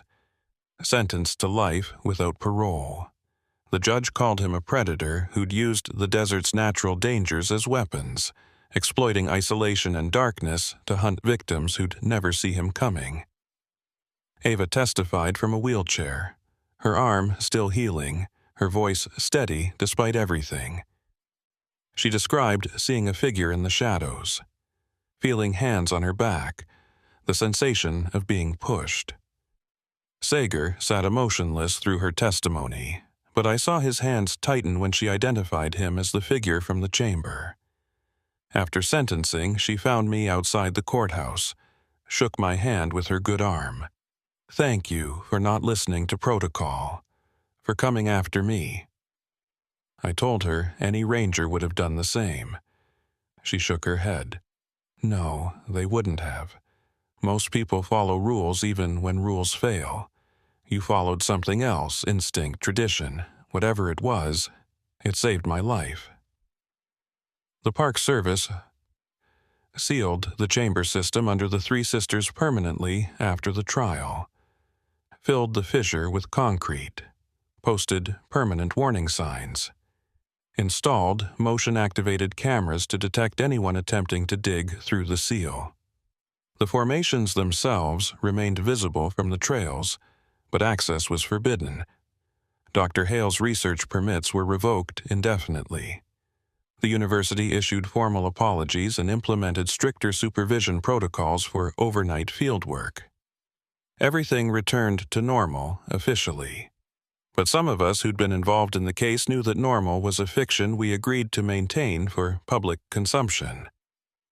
3 weeks after the sentencing, Elena Martinez called me. She'd been following the case through news reports and wanted to know the full story. I told her everything, including details that hadn't made it into media coverage. When I finished, she was quiet for a long time. So it was human predation all along. Dennis Sager hunting women in the darkness, using the chambers as his killing ground. That should make me feel better. Should confirm that all those incidents I investigated were explainable. Human evil, not supernatural phenomena. But it doesn't. Because something about your story doesn't fit the pattern I remember. I asked what she meant. She chose her words carefully. The incidents I investigated in the 90s, the disappearances, they had common elements with your case, yes. Young women. The 3 sisters, nighttime. But there were differences too.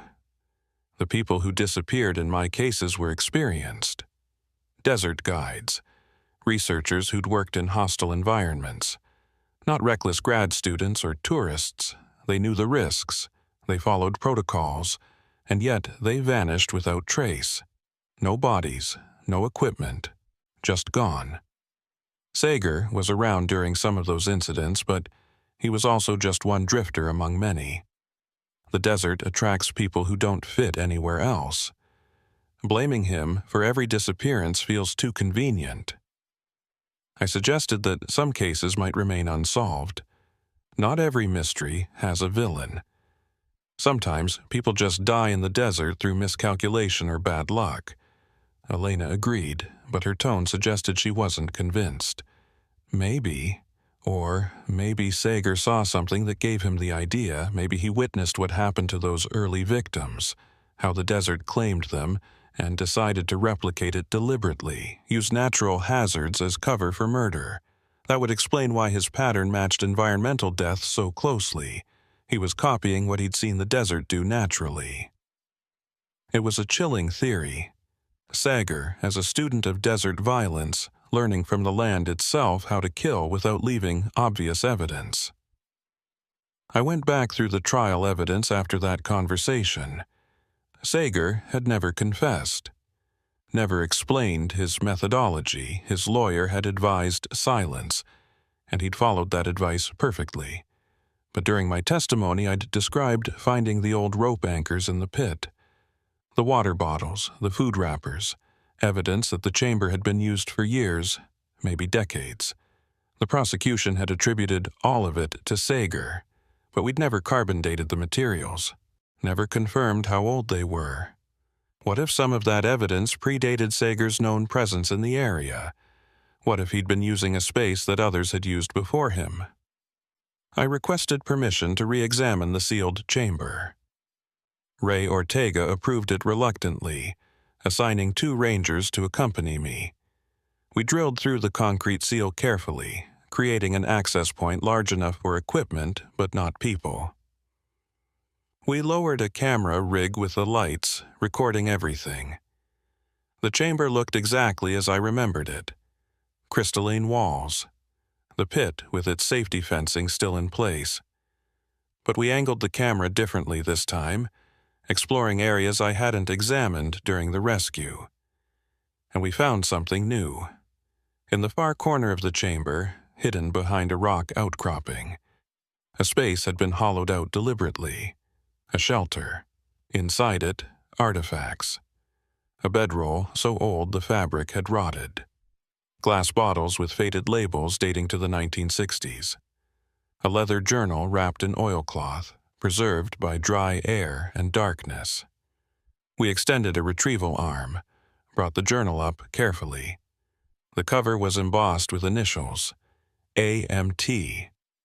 The pages inside were filled with neat handwriting, dated entries spanning 1967 to 1969. Field notes from someone studying the geology of the Three Sisters. Someone who'd been living in the chamber, using it as a base for research. Someone who'd disappeared without anyone knowing they'd been here. The journal belonged to Alice Marie Thorne, a doctoral student from the University of Arizona. I found her records in archived university databases. She'd been working on a dissertation about erosion patterns in the Painted Desert. Her advisor's notes indicated she'd gone into the field in June 1967 and failed to return for a scheduled check-in. A search was conducted. No trace was found. She was eventually declared dead, presumed victim of heat exposure or flash flooding. Her research was never completed. Her body was never recovered. But here was her journal, proving she'd survived in the desert for at least 2 years after her disappearance, living in a hidden chamber, studying the formations, and documenting something else. The final entries in her journal were disturbing. She described seeing figures in the darkness, hearing voices that echoed strangely through the chambers, feeling watched constantly. At first, she attributed it to isolation-induced hallucinations, but as months passed, her observations became more detailed. She mapped the chamber system, discovering it was far more extensive than the single pit I'd explored. Multiple levels, connecting passages, a network carved by ancient water flow, and in the deepest level something she couldn't explain, a chamber where the temperature was 10 degrees colder than surrounding spaces, where sound behaved impossibly, creating echoes that arrived before the original sound, where she felt a presence that she described as aware and waiting. Her last entry, dated September 14, 1969, was brief.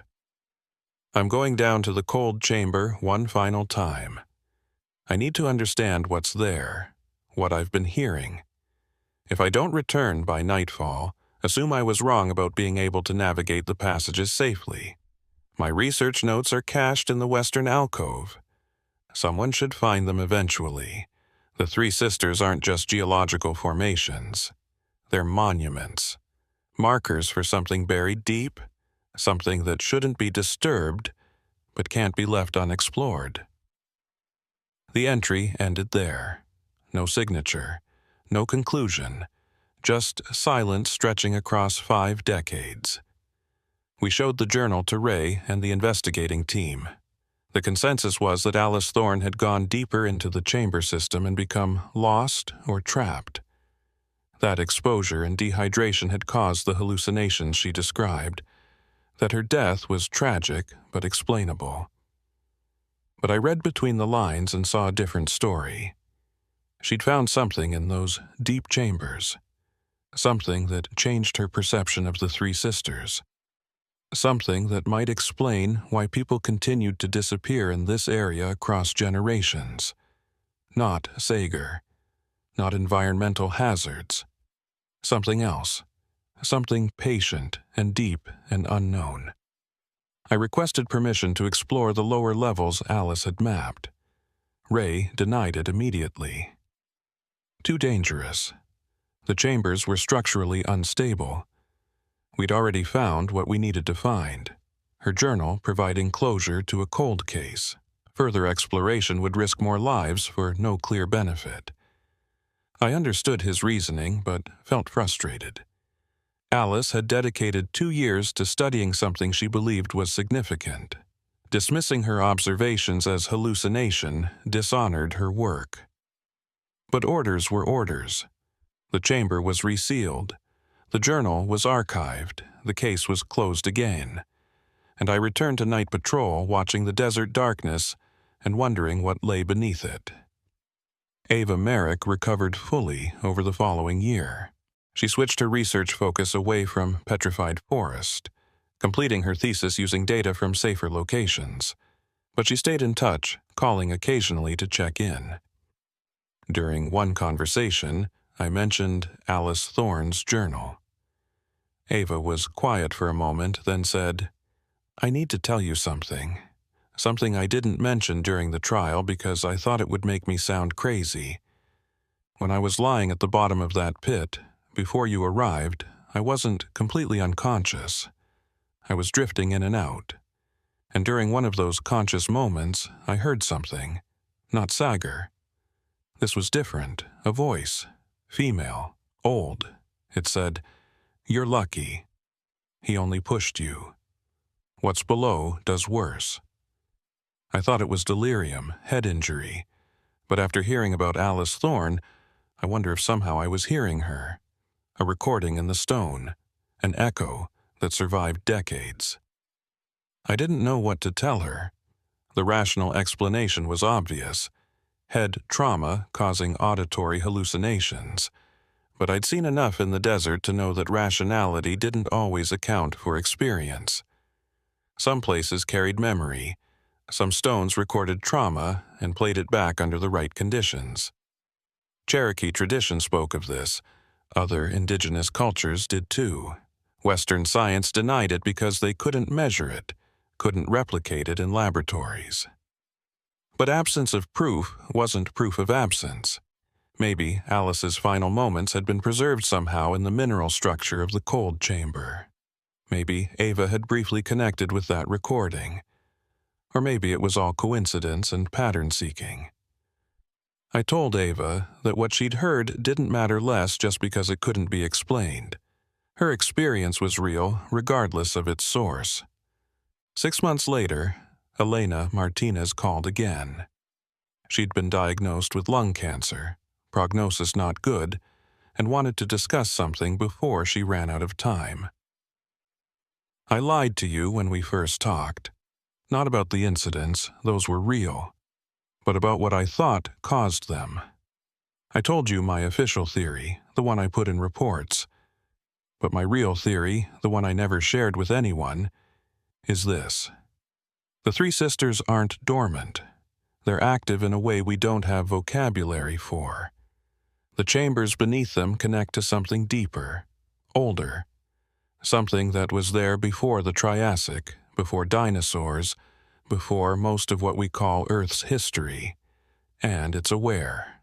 Not alive like we define life, but conscious, responding to intrusion, protecting itself by eliminating threats. She coughed, struggling for breath, then continued with a determination that belied her weakening condition. Her hands trembled as she gripped the edge of the hospital bed, knuckles white with the effort of staying present, of forcing out truths that had festered in silence for 3 decades. The fluorescent lights above flickered intermittently, casting shadows that seemed to deepen the lines etched across her weathered face. Each word came with visible effort, pulled from a reservoir of guilt and knowledge that had been carefully locked away behind professional duty and personal fear. I spent 30 years rationalizing what I saw, writing reports that blamed victims for their own deaths, attributing disappearances to human error, equipment failure, poor judgment, dehydration, anything but the truth that gnawed at me during every silent night patrol. But I can't die with that lie. I won't let that weight follow me beyond this world. The truth is, some places are thin. The boundary between our world and something else wears down over geological time, creating apertures, doorways, thresholds that shouldn't exist according to our understanding of physics and reality.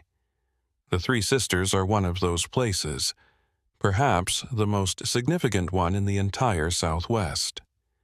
People who go there, especially people who dig or descend or disturb the stone, they're crossing a line that exists beyond mere physical trespass. They're violating a boundary that predates human concepts of property and permission.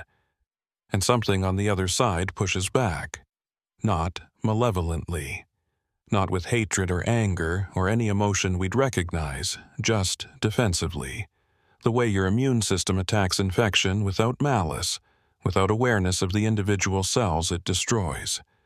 It's automatic, biological, fundamental. Sager killed Ava, yes. He was the instrument, the immediate cause. But he was also drawn there by the same force that drew Alice Thorne and all the others before her. The Three Sisters called to certain people. People with particular frequencies of mind, perhaps. People whose curiosity or desperation or spiritual openness makes them receptive to the pull emanating from those ancient stones. And most who answer don't come back. They descend into chambers that shift and change. They follow passages that lead deeper than any map suggests. And, somewhere in that darkness, they cross a threshold from which return becomes impossible. The hospital room felt colder as she spoke, as if her words themselves carried the chill she described. Outside, Phoenix sprawled in the desert heat, oblivious to the deathbed confession unfolding in this sterile space. I had driven 3 hours to hear what Elena Martinez needed to say, what she couldn't leave unsaid. The weight of her secrecy had eaten at her for decades, manifesting finally as the cancer that was now claiming her body with methodical efficiency. I asked if she'd ever gone into the deep chambers herself. She laughed, a wet sound that turned into a coughing fit. When she recovered, her eyes held a distant look, seeing not the hospital room, but some remembered darkness. Once, in '94, late September, when the tourists had thinned out and the other rangers were focused on the northern sections of the park, I found an entrance near the northern sister, a crack in the stone that opened into a descending passage.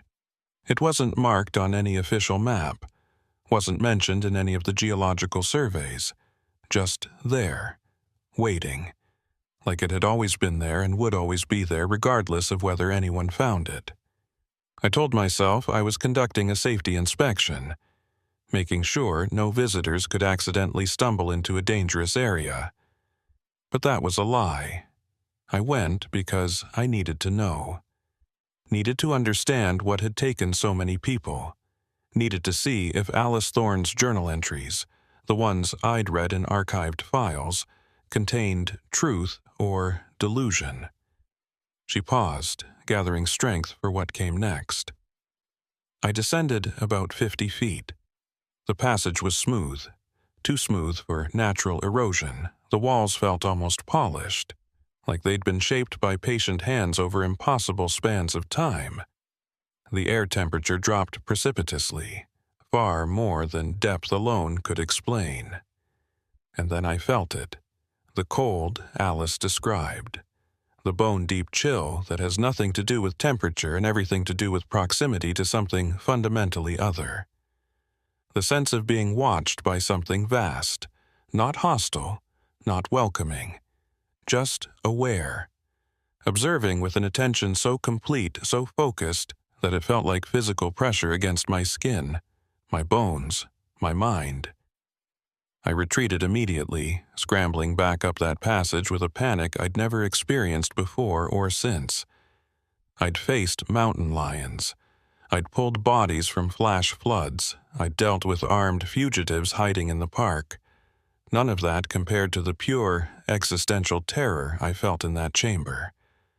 I filed no report, just sealed the entrance myself using a combination of stones and dirt and desperate hope that no one else would find what I'd found.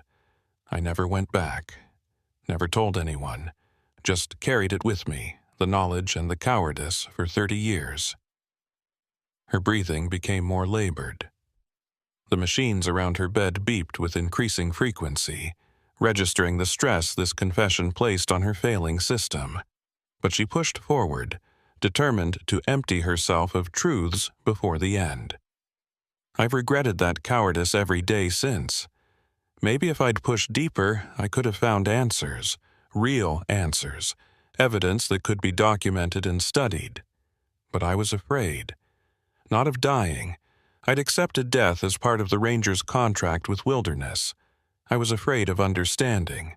Some truths are too big for human minds, too incompatible with our narrative of how reality works. We build our entire civilization on certain assumptions. That consciousness requires biology. That age implies decay. That Ayin is inert. What if those assumptions are wrong? What if consciousness can exist in forms we can't recognize? What if age sometimes means accumulation rather than deterioration? What if stone is the most patient form of awareness in the universe? Better to live with mystery than die with comprehension that invalidates everything you thought you knew. She died 3 weeks after that conversation, her body finally surrendering to the disease she'd fought with the same stubborn determination she'd brought to 3 decades of park service.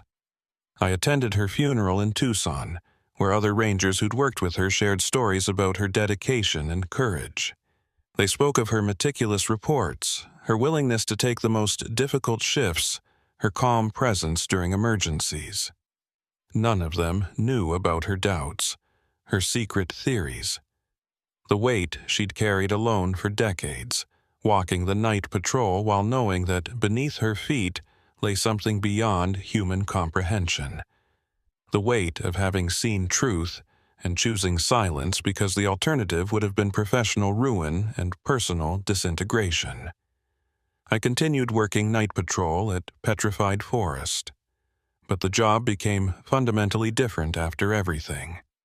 After Ava's rescue, after Sager's arrest, after Elena's deathbed confession, I watched the 3 sisters from a distance each night, noting how they looked under moonlight and starlight, how shadows pooled around their bases with an almost liquid quality.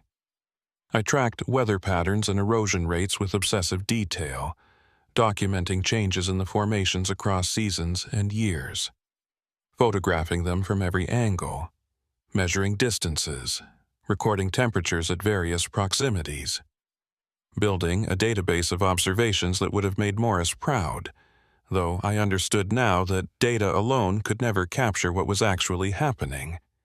And I listened, not just with ears, but with the awareness my Cherokee grandmother taught me during childhood summers spent in the Oklahoma hills. The awareness that recognizes when a place is speaking, even if its language isn't words. Even if its communication operates on frequencies human ears can't process but human instincts can somehow detect. My grandmother called it listening with the oldest part of yourself, the part that existed before language, before civilization, before humans decided they were separate from and superior to the natural world. The three sisters spoke constantly if you paid attention. In the way wind moved around them, creating eddies and currents that defied meteorological prediction. In the way temperatures shifted near their base, creating microclimates that shouldn't exist in such a flat, exposed area. In the way animals avoided certain areas while crossing the desert at night, making inexplicable detours that added miles to their journeys. Subtle communications that most people missed because they weren't listening with that oldest part of themselves. Because they'd been taught that stone is dead, that consciousness requires neurons, that awareness needs a brain. I also started collecting stories, creating my own archive parallel to the official records.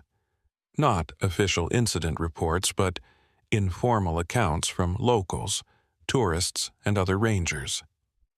Anyone who'd spent time near the three sisters and felt something unusual, something they couldn't quite articulate but couldn't quite forget. I recorded these conversations on a digital recorder I kept in my patrol truck, built a database that mirrored what Morris and Elena had done, documenting the pattern without trying to explain it, accepting mystery while refusing to dismiss experience.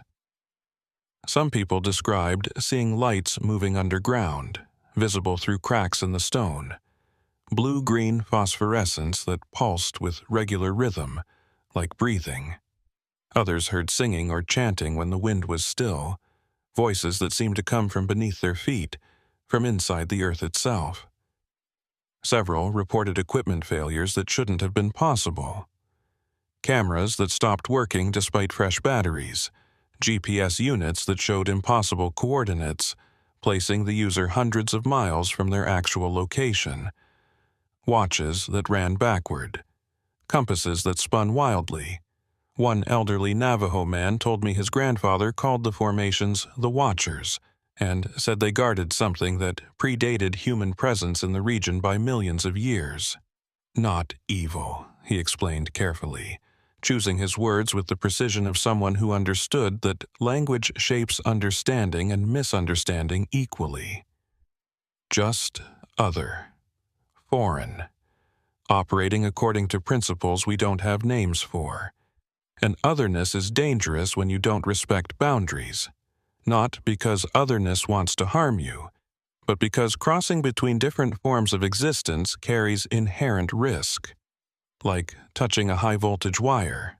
The electricity doesn't hate you, it just kills you because that's what happens when incompatible systems meet without proper insulation. 5 years after Ava's rescue, after she'd recovered physically and moved away from Arizona to start a new life she refused to discuss with me, the Park Service commissioned a full geological survey of the Three Sisters area. They brought in teams from 3 universities, ground-penetrating radar, seismic analysis, mineral mapping, chemical composition studies. The goal was to understand the chamber system well enough to prevent future accidents, to finally map the underground spaces that had claimed so many lives. What they found was startling enough that the preliminary reports circulated through Park Service headquarters with an urgency usually reserved for environmental disasters or politically sensitive discoveries. The chambers extended at least 300 feet down, far deeper than anyone had suspected, far deeper than any natural cave system should exist in that geological formation. They connected to a network of passages that spread beneath much of the southern park, creating a honeycomb structure that shouldn't have survived millions of years of geological pressure and tectonic activity. Some passages showed clear signs of water flow, ancient rivers that had carved through stone over epochs, creating the smooth channels and curved walls characteristic of water erosion. But other passages showed no such signs. They were smooth, yes, but with a different quality. Regular, geometric. Their walls met at precise angles. Their dimensions maintained consistent ratios over hundreds of feet, as if carved deliberately by something other than natural forces, as if designed with purpose and intent. The survey team couldn't explain those passages. Their report spent 40 pages documenting the water-carved sections, fitting them neatly into established geological models. Then 3 pages carefully describing the anomalous passages using passive voice and tentative language, before classifying them as anomalous features requiring further study. The report recommended additional investigation using more sophisticated equipment, recommended bringing in specialists in exotic geological formations, recommended, essentially, that someone else figure out what they'd found because it didn't fit any framework they possessed. Further study was never authorized. Budget constraints, they said. Other priorities, they explained. The report was filed. The equipment was returned. The teams went back to their universities and presumably told themselves that some anomalies just don't matter in the larger scheme of geological understanding. The real reason, I suspected after reading the report through channels I'm not supposed to have, was that some questions don't have answers anyone wants to hear. That some discoveries threaten comfortable narratives about reality too deeply to pursue. Better to leave those particular stones unturned. Better to focus on questions with answers that fit existing paradigms. Better to pretend that 3 pages of geometric impossibility don't invalidate 40 pages of conventional geology. I retired from the Park Service in 2023 after 30 years of night patrols, of watching and waiting and documenting. I took a position teaching wilderness safety at the community college in Holbrook, passing on practical knowledge to young people planning careers in outdoor recreation and natural resource management. Teaching them about proper hydration, navigation techniques, emergency protocols, all the concrete skills that might keep them alive in hostile territory. But I couldn't teach them the deeper lessons. Couldn't explain that some places operate according to rules older than the species teaching them. Couldn't make them understand that respect for wilderness goes beyond environmental ethics into something more primal, more essential. But I still drive out to the desert at night sometimes, parking near the boundary fence and watching the 3 sisters in the darkness. Not on duty, not for any official purpose, just watching. Maintaining a vigil that feels increasingly important as I age, as if someone needs to keep observing them, keep acknowledging their presence, keep maintaining the chain of witnesses that stretches back generations. They haven't changed. Still standing, still watching, still keeping their secrets beneath layers of stone and time. Sager is in prison, serving consecutive life sentences for kidnapping and attempted murder. Alice Thorne's journal is archived in Park Service headquarters, filed under Historical Documents, Personal Accounts. Elena Martinez is gone, her confession dying with her except for what I carry forward. But the formations remain, patient as geological time, indifferent to human justice and human documentation, waiting for the next curious person to descend into their chambers, waiting for the next opportunity to remind us that human understanding is small and fragile against forces that predate our species by eons. I think about Ava sometimes, especially during those night vigils, about how close she came to joining the list of people who disappeared into the 3 sisters and never returned. About the voice she heard in her delirium, warning her about what lay below. Was it Alice Thorne's echo, somehow preserved in stone or air? A hallucination produced by dehydration and trauma? or something else using a human voice to communicate across the boundary between stone and flesh, between ancient consciousness and temporary human awareness. I don't know. Maybe it doesn't matter. Maybe all three explanations are true simultaneously, reality being more fluid than our either-or thinking allows. What matters is that Ava survived, that I pulled her out before the desert could claim her, that this one time, against odds, human stubbornness and Cherokee tradition combined to beat the trap that had claimed so many others. But victories in the desert are temporary. The land always takes back what it's owed eventually. Elena knew that. Alice knew that. Every ranger who works nights in hostile territory knows that. We're temporary presences in a landscape that measures time in millions of years. Our patrols and protocols and safety regulations are sand castles built on a beach where the tide always returns. The best we can do is delay the inevitable, document the pattern, warn the next generation, and hope they listen better than we did, hope they learn from our mistakes without having to repeat them, hope they maintain the boundaries we've established through costly experience. The three sisters stand tonight under stars that look identical to stars that shone when dinosaurs walked beneath them. They'll stand tomorrow night and 1,000 years of tomorrow nights. They'll watch as the park changes names or ceases to exist, as human civilization rises or falls, as whatever species comes after us discovers the chambers and wonders what they mean.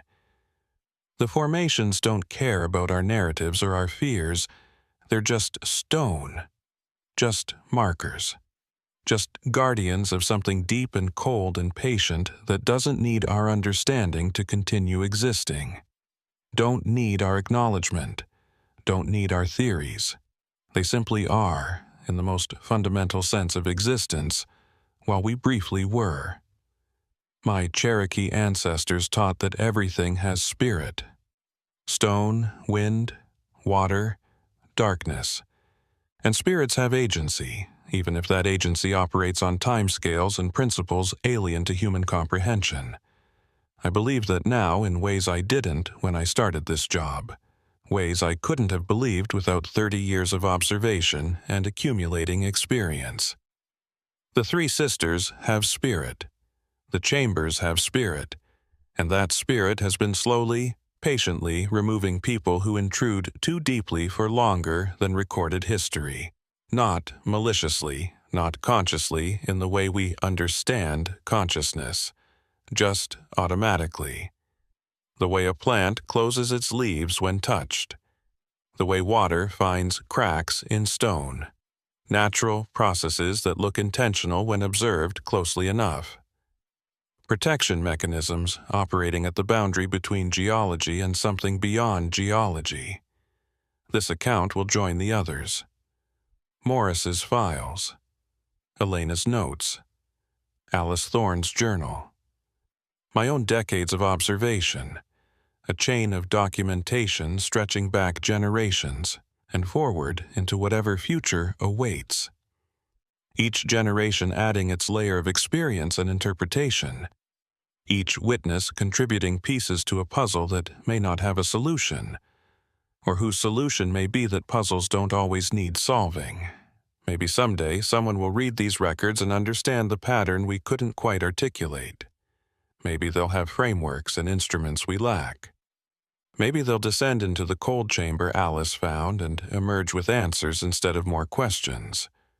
Or maybe they'll just add their own notes to the archive and pass it forward, continuing the tradition of documenting mystery without solving it, accepting that some questions exist not to be answered but to be asked, generation after generation, keeping alive the awareness that reality contains depths we haven't plumbed. If you're reading this as preparation for your own investigation, I offer this advice. Respect boundaries. The three sisters are marked closed for reasons beyond bureaucracy. Something beneath them doesn't want company. Whether that something is geological hazard or ancient consciousness or both doesn't matter practically. The effect is the same. People who descend into those chambers don't all return. And those who do return changed, carrying memories of cold and darkness, and presences that shouldn't exist but do, carrying knowledge that isolates them from ordinary human experience. You can dismiss this as superstition. You can cite Sager's conviction as proof that all dangers are human-made. You can argue that rational explanations exist for everything I've described, and you might be right. But you'll still be just as gone if the floor gives way beneath you, just as lost if the passages shift and familiar routes become unfamiliar, just as dead if something in the darkness decides you've gone far enough. The night patrol continues. New rangers work the shift now, younger people who don't yet understand what they're watching.